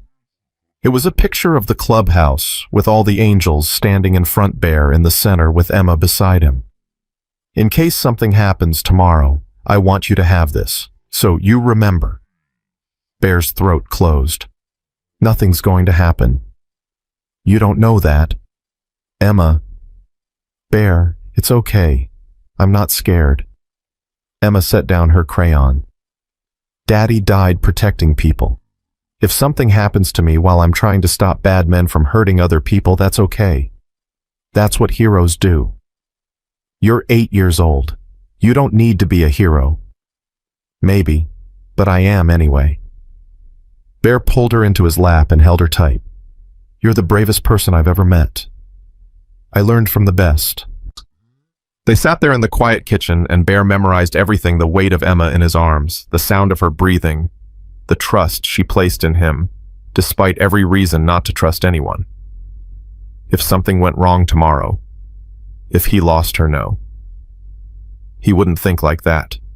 Martinez's plan was solid. The FBI knew what they were doing. Emma would be safe. She had to be. Thursday morning arrived too fast. Emma got dressed in regular clothes, jeans, a t-shirt, her Hell's Angels vest that she refused to leave behind. It's who I am, she said when Bear suggested leaving it at home. If bad things happen, I want to be wearing it. They drove to Phoenix with a full FBI escort, 3 unmarked cars, 12 agents, enough firepower to start a small war. Emma sat in the back seat, clutching Mr. Hoppers, watching the desert pass by. Bear, yeah, little bit. If Reyes doesn't come today, that's okay. We tried. That's what matters. He'll come. How do you know? Because he's like every other coward I've met. He thinks killing you will make him powerful. He's wrong, but he doesn't know that yet. Emma thought about that. What makes someone powerful? Love, courage, showing up when things are hard. Bear met her eyes in the rearview mirror. You're more powerful than Reyes will ever be. They arrived at Phoenix Children's Hospital at 1:30. FBI agents were positioned everywhere: parking lot, lobby, hallways, rooftop. 28 agents total, all wearing civilian clothes, all armed, all focused on keeping Emma safe. Martinez met them at the entrance. We're ready. The appointment is in pediatric oncology, 3rd floor. We've cleared the wing. The only people up there are agents. What about actual patients? Emma asked. Move to other floors for today. Don't worry, everyone's getting the care they need. They took the elevator to the 3rd floor. Emma held Bear's hand the entire time. In the examination room, Martinez explained the final details. You'll sit here like you're waiting for the doctor. Bear will be with you. Agents are in every adjacent room. If Reyes shows, we move immediately. What do I do? Nothing. Just stay with Bear. We handle everything else. They waited. 2 p.m. came and went. Then 2:30. 3 p.m. Emma sat on the examination table, swinging her legs, trying to look calm. Bear stood beside her, every muscle coiled like a spring. At 3:15, Martinez's radio crackled. We've got movement. Male late 30s, Reyes's build, entering through the north stairwell. Bear's hand went to Emma's shoulder. Second male with him, armed. They're coming up. Martinez pulled her weapon. All units stand by. Emma's hand found Bear's. It's okay. We planned for this. The door to the examination room opened, but it wasn't Victor Reyes. It was a nurse, young, scared, with a gun pressed to her back, and Victor Reyes behind her. Nobody move, Reyes said calmly, or the nurse dies. Bear stepped in front of Emma. Reyes smiled. There she is, the little girl who destroyed everything. You know how many of my people are in prison because of you.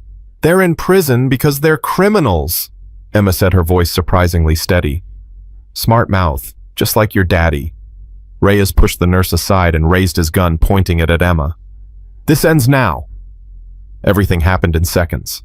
Bear dove at Reyes. Martinez fired. The second man appeared in the doorway and 3 FBI agents tackled him. Emma dropped to the floor like they'd practiced covering her head. Bear got his hands on Reyes's gun, twisted it away, and smashed the man's face into the wall. Once, twice, 3 times, until Reyes stopped fighting. Martinez called, "Clear suspect down. We need medical." Bear turned to Emma, who was still on the floor, still covering her head, still breathing. Emma, look at me." Emma lifted her head. "Is it over?" "Yeah, it's over." Emma stood up slowly, looked at Victor Reyes bleeding on the floor and said, "Good." Then she threw up. Bear caught her, held her while she shook. "I'm okay," Emma said. "I'm okay, It's okay. You're allowed to fall apart a little." Martinez secured Reyes with handcuffs. The second man was already in custody. The nurse was shaken but unharmed. "How did he know?" Bear asked Martinez. "This was supposed to be controlled." "He had someone inside. We're working on finding out who."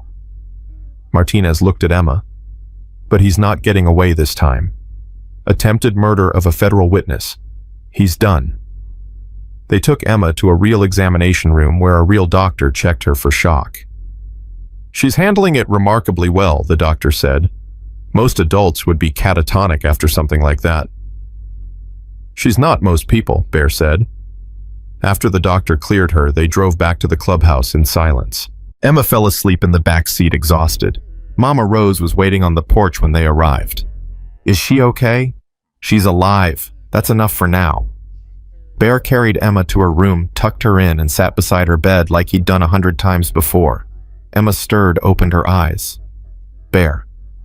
Right here. Did we win?" "Yeah, a little bit. We won."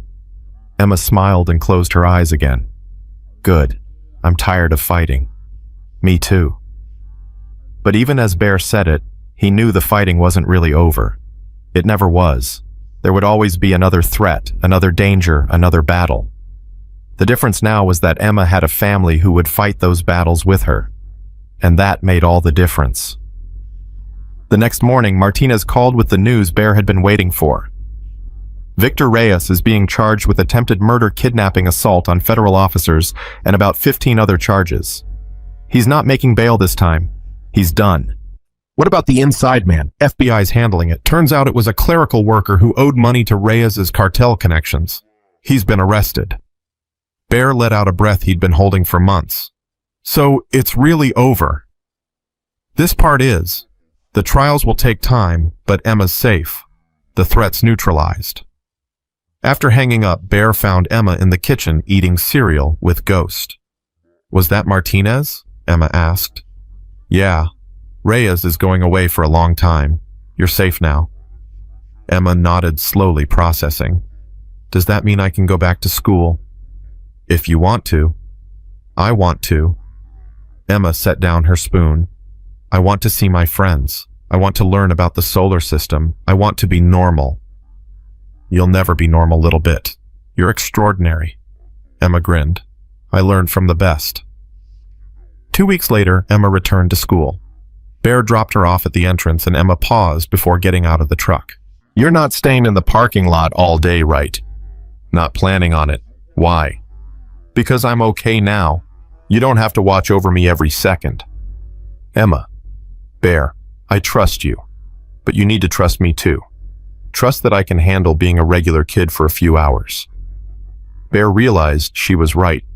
Somewhere along the way, Emma had grown stronger than his fear. "Okay. I'll pick you up at 3. Emma hugged him. "Thanks, Dad." She'd said it before, but never that casually. Never like it was just a fact.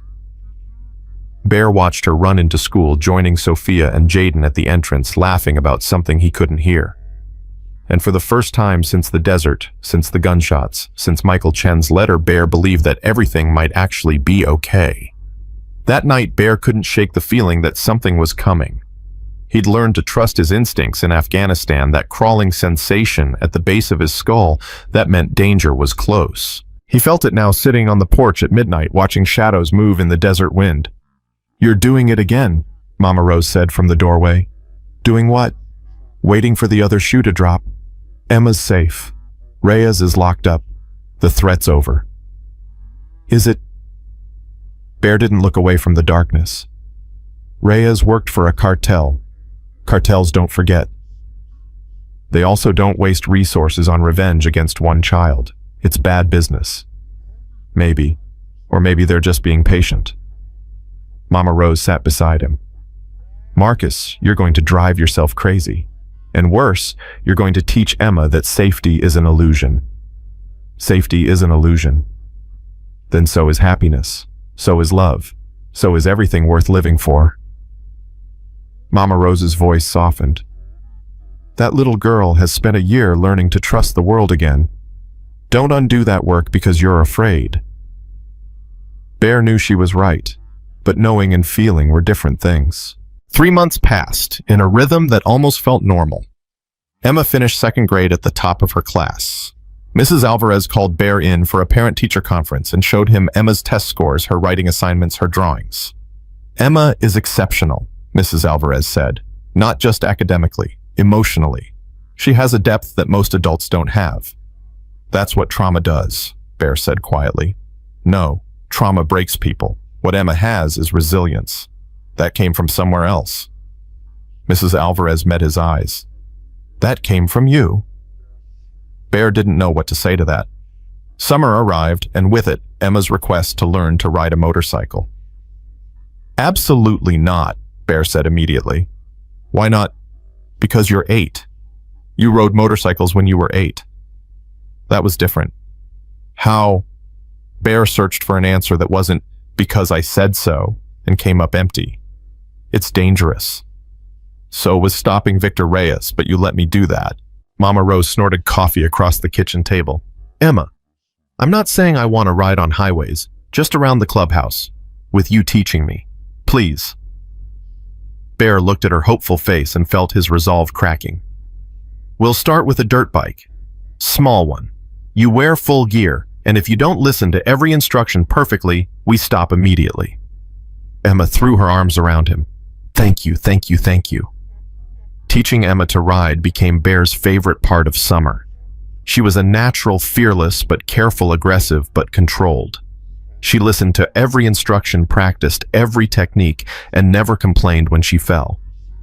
You've got good instincts, Bear told her after she successfully completed her first solo lap around the property. I learned from watching you. I'm not that good. Emma pulled off her helmet, grinning. Yes, you are. You're the best rider I know. Ghost walked over, shaking his head in amazement. She's got better control than Diesel, and he's been riding 20 years. Don't let Diesel hear you say that, Bear warned. Too late. Diesel appeared from the garage. Better than me, the kid's been riding for 2 weeks. Want a racer? Ghost challenged. Against an 8-year-old. That's not fair. Emma revved her engine. Scared Diesel. The angels gathered to watch Emma and Diesel race around the property. 3 laps dirt bike course winner gets bragging rights. Emma won by half a bike length. Diesel climbed off his bike, pulled Emma into a headlock, and ruffled her hair. You're getting too good at this, kid. Told you I learned from the best, Emma said, grinning at Bear. That night, the angels celebrated with a barbecue. Emma sat between Bear and Mama Rose, eating hot dogs and listening to the men tell stories about their riding adventures. Bear ever tell you about the time he outran 5 cops on Highway 60? Wrench asked Emma. Wrench don't, Bear started. He was doing 90 on a straightaway when a state trooper lit him up. But instead of pulling over, I was young and stupid, Bear interrupted. Don't do what I did, Emma laughed. Did you get caught? Eventually. Spent a night in jail. Got a lecture from the judge that I still remember 20 years later. What'd he say? He said, son, you've got 2 choices. You can keep running from consequences, or you can face them like a man, but you can't do both forever. Bear met Emma's eyes. Best advice I ever got. Emma thought about that. Is that why you stopped running? Part of it. The other part was finding people worth staying for.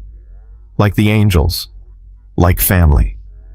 August brought Emma's 9th birthday and a surprise visitor. Bear opened the door to find Agent Sarah Chen standing on the porch.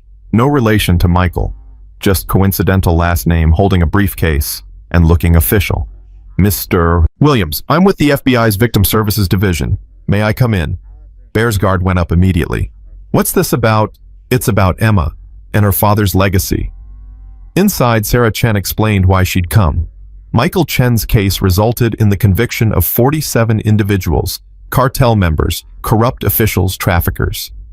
The evidence he gathered and Emma's testimony were instrumental. The FBI wants to recognize that contribution. Emma doesn't need recognition. She needs to be left alone. I understand, but there's more. Michael Chen had a life insurance policy through the DEA. Emma is the beneficiary. The payout combined with the Federal Witness Protection Compensation Fund comes to approximately $2.3 million. Bear's world tilted. What? The money is being held in trust for Emma until she turns 18. But the trustees need you to sign custody acknowledgement forms and set up the account structure. I don't want cartel money. It's not cartel money. It's government compensation for what Emma endured. It's meant to give her opportunities, education, security, a future. Bear called Emma into the room. She'd been listening from the kitchen anyway. Emma, this woman is from the FBI. She says your dad left you money. Emma looked at Sarah Chen. How much? Enough to pay for college, buy a house someday, live comfortably. Emma was quiet for a moment. Then she asked, "Can I use it to help other kids? Kids whose parents died like mine did?" Sarah Chen smiled. When you turn 18, you can use it however you want. After Sarah Chen left, Emma sat on the couch with Bear processing the information. I don't want money, Emma said quietly. I want my parents back. I know little bit, but if I can't have them back, maybe I can help other kids not feel so alone, like I did before you found me. Bear pulled her close. You're going to do amazing things when you grow up. I'm already doing amazing things. You said so yourself. That September, Emma started 3rd grade with a new teacher, Mr. Rodriguez, young and enthusiastic, with a gift for making history come alive. Emma loved his class immediately. Did you know that Harriet Tubman led over 300 slaves to freedom? Emma told Bear one evening. And she had a price on her head the whole time, but she kept going back because people needed her. Sounds like someone I know, Bear said. Mr. Rodriguez says heroes aren't born. They're made through the choices they make when things are hard. Your teacher's a smart man. Emma set down her homework. Bear, do you think Daddy was a hero? I know he was. But he died. Heroes aren't supposed to die. Bear chose his words carefully. Heroes die all the time, Emma. That's what makes them heroes.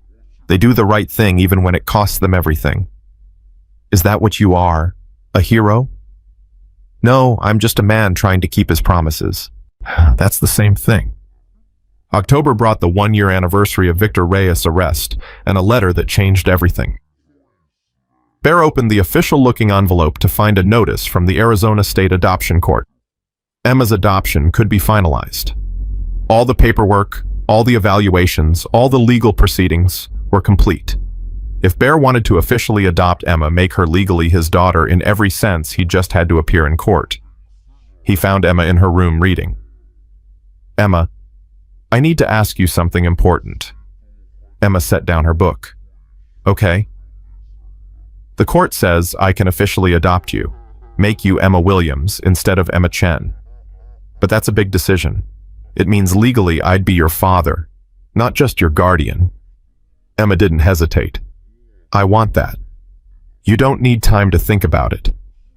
I've been thinking about it since the desert, since the day you told me you'd never let anyone hurt me again. Emma's voice was steady.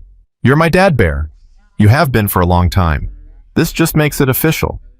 Your last name is the only thing you have left from your birth parents. No, I have their courage, their love, their belief that good people exist. Emma smiled. But I want your name. Because you're my family now. The adoption hearing was scheduled for November 15th. The courtroom was packed, all 6 angels, Mama Rose, Emma's grandparents who'd flown in from San Francisco, Mrs. Alvarez, even Martinez. Judge Morrison presided again, which Bear took as a good sign. Mr. Williams, you're here to finalize the adoption of Emma Chen, correct? Yes, Your Honor. Emma, do you understand what adoption means? Emma stood up straight. It means Bear becomes my legal father. It means I become Emma Williams. It means we're family forever. And that's what you want, more than anything. Judge Morrison smiled. Then, by the power invested in me by the state of Arizona, I hereby grant this adoption. Emma Chen is now Emma Williams, daughter of Marcus Williams. Congratulations to you both. The courtroom erupted in applause. Emma ran to Bear and he lifted her into his arms. This girl who'd changed his life, this daughter who'd chosen him as much as he'd chosen her.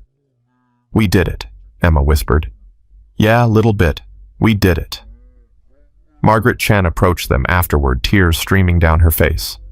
Thank you, she said to Bear, for loving her the way Michael wanted her to be loved. She makes it easy. Richard shook Bear's hand. We'd like to stay involved in Emma's life, if that's acceptable.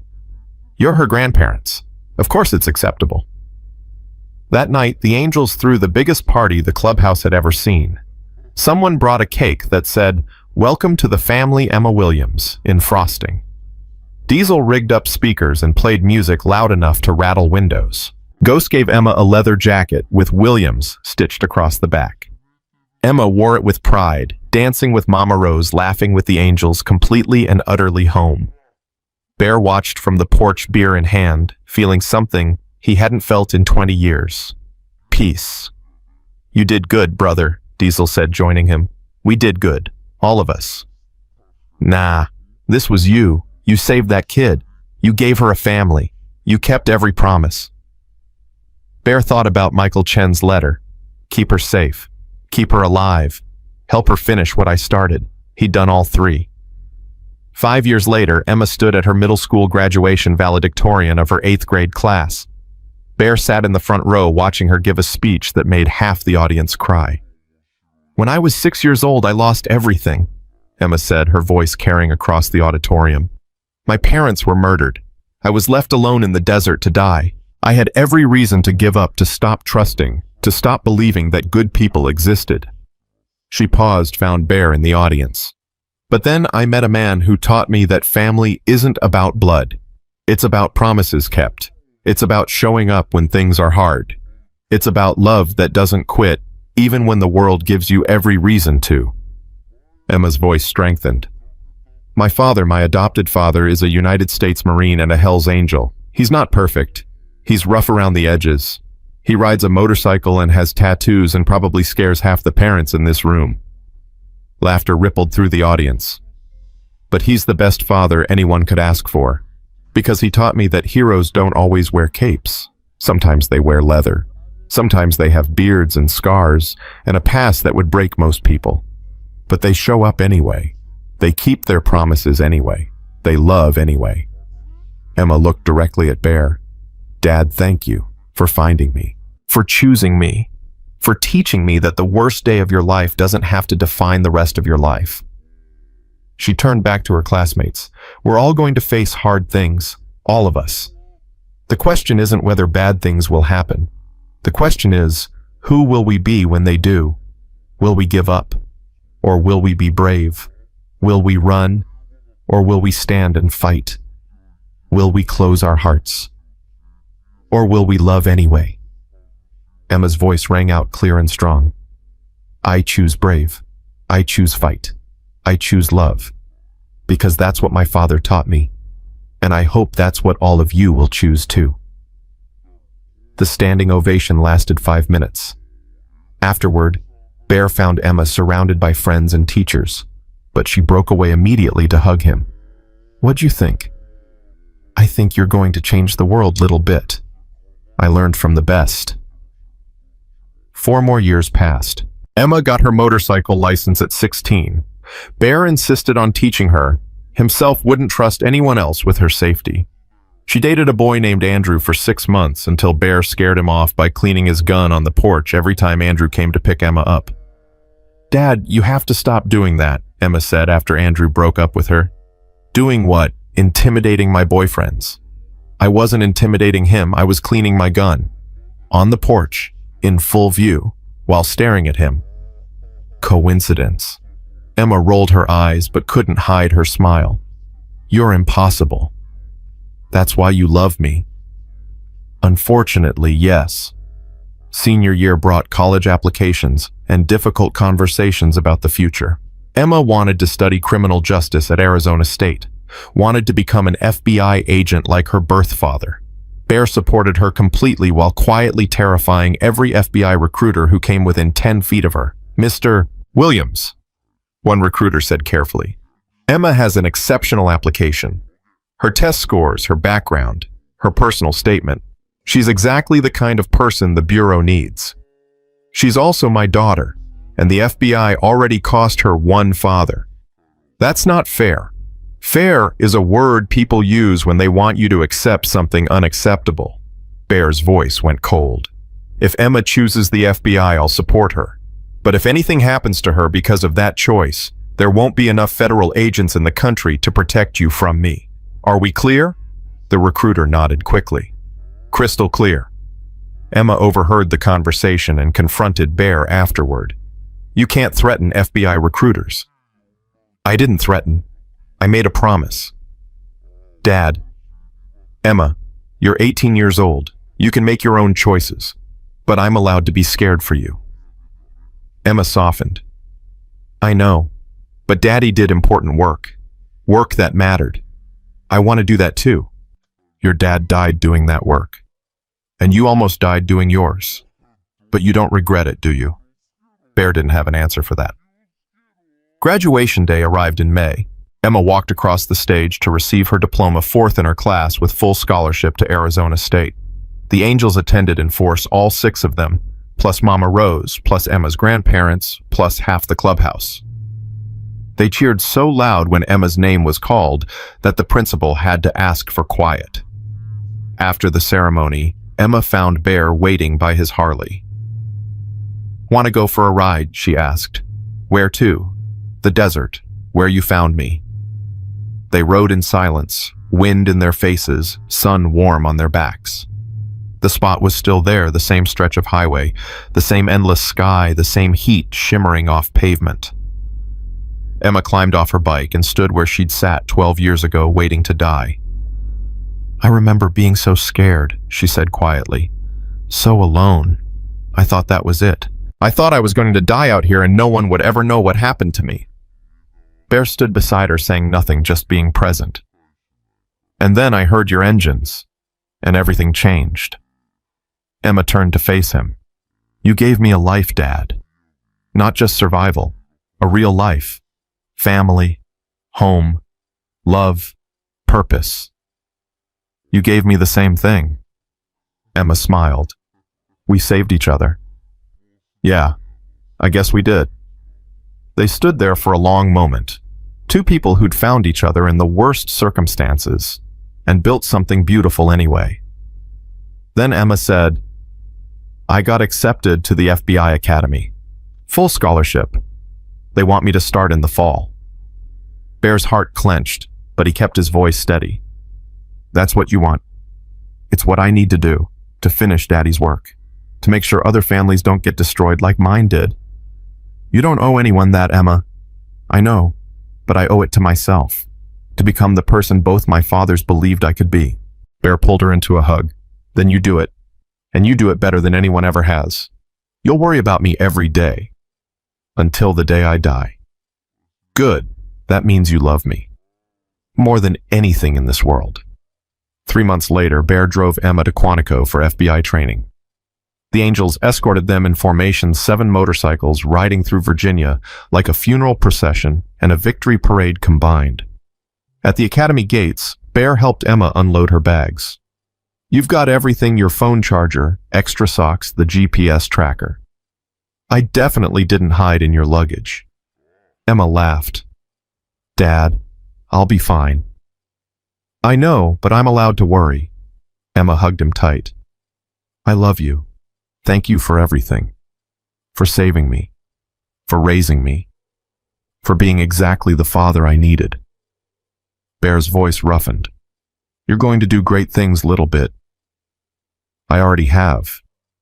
I survived. I chose love over hate. I chose courage over fear. I chose family over bitterness. Emma pulled back to look at his face. I chose you, and you chose me. That's the greatest thing either of us will ever do. Bear watched Emma walk through the academy gates, watched her turn and wave one last time, watched her disappear into the building that would train her to be an FBI agent. And he thought about a scared 6-year-old sitting on a highway 12 years ago, waiting to die. That little girl had become a woman who would save others the way she'd been saved. That little girl had become his daughter. That little girl had changed everything. On the ride back to Arizona, Diesel pulled up beside Bear at a rest stop. "You okay, brother?" Bear thought about the question, thought about Emma, thought about Michael Chen's letter, and promises kept, and a life built from ashes. "Yeah," he said finally. "I'm okay. Miss her already. Every second. She'll be back. I know. But she's not really mine anymore. She belongs to the world now." Diesel shook his head. "Nah, she'll always be yours. That's what family means." Bear climbed back on his Harley and rode home where Mama Rose was waiting with dinner and the angels were waiting with stories. Where Emma's room still held her motorcycle vest and drawings and memories. Where a little girl had learned to be brave and a broken man had learned to be a father. Home. 6 years later, Special Agent Emma Williams stood in the Arizona desert watching FBI teams arrest the last members of a cartel operation that had terrorized 3 states. She'd spent 3 years working her way up through the bureau, had proven herself on case after case, had earned the respect of agents twice her age, and today she'd led the operation that finally destroyed the organization that had murdered her birth parents. Her phone rang. "Bear." "Hey, Dad?" "Saw the news. That was your case." "Yeah, we got them all." Bear was quiet for a moment. Then he said, "Your father would be proud, both of them." Emma looked at the desert, at the endless sky, at the place where her life had ended and begun again. "I couldn't have done this without you, without everything you taught me. You did this yourself, little bit. This was all you." "No, this was us. This was family. This was love that didn't quit even when everything was broken." After hanging up, Emma stood in the desert and thought about promises and courage and the man who'd stopped on a highway 12 years ago to save a child he didn't know. That man had given her everything, and she'd spent every day since trying to be worthy of that gift. Back at the clubhouse, Bear sat on the porch with Mama Rose watching the sunset. "You did good, Marcus," Mama Rose said quietly. "We all did." "No, this was you. You took a broken child and loved her until she was whole. You kept every promise. You proved that family is what you make it, not what you're born with." Bear thought about Emma 6 years old in the desert, 8 years old, learning to ride, 18 years old, graduating high school, 24 years old, taking down cartels. Every version of her was perfect. Every version of her was his daughter. "She saved me as much as I saved her," Bear said. "That's how it works. That's how love works." The sun set over the Arizona desert, painting the sky in colors Emma used to draw when she was small. And Bear knew that whatever happened next, whatever challenges came, whatever battles needed fighting, they'd face them together. Because that's what family did. They showed up. They kept promises. They loved anyway. And in the end, that was the only thing that mattered, not the battles won or the enemies defeated or the justice served. Just love, just family, just promises kept. That was enough. That was everything.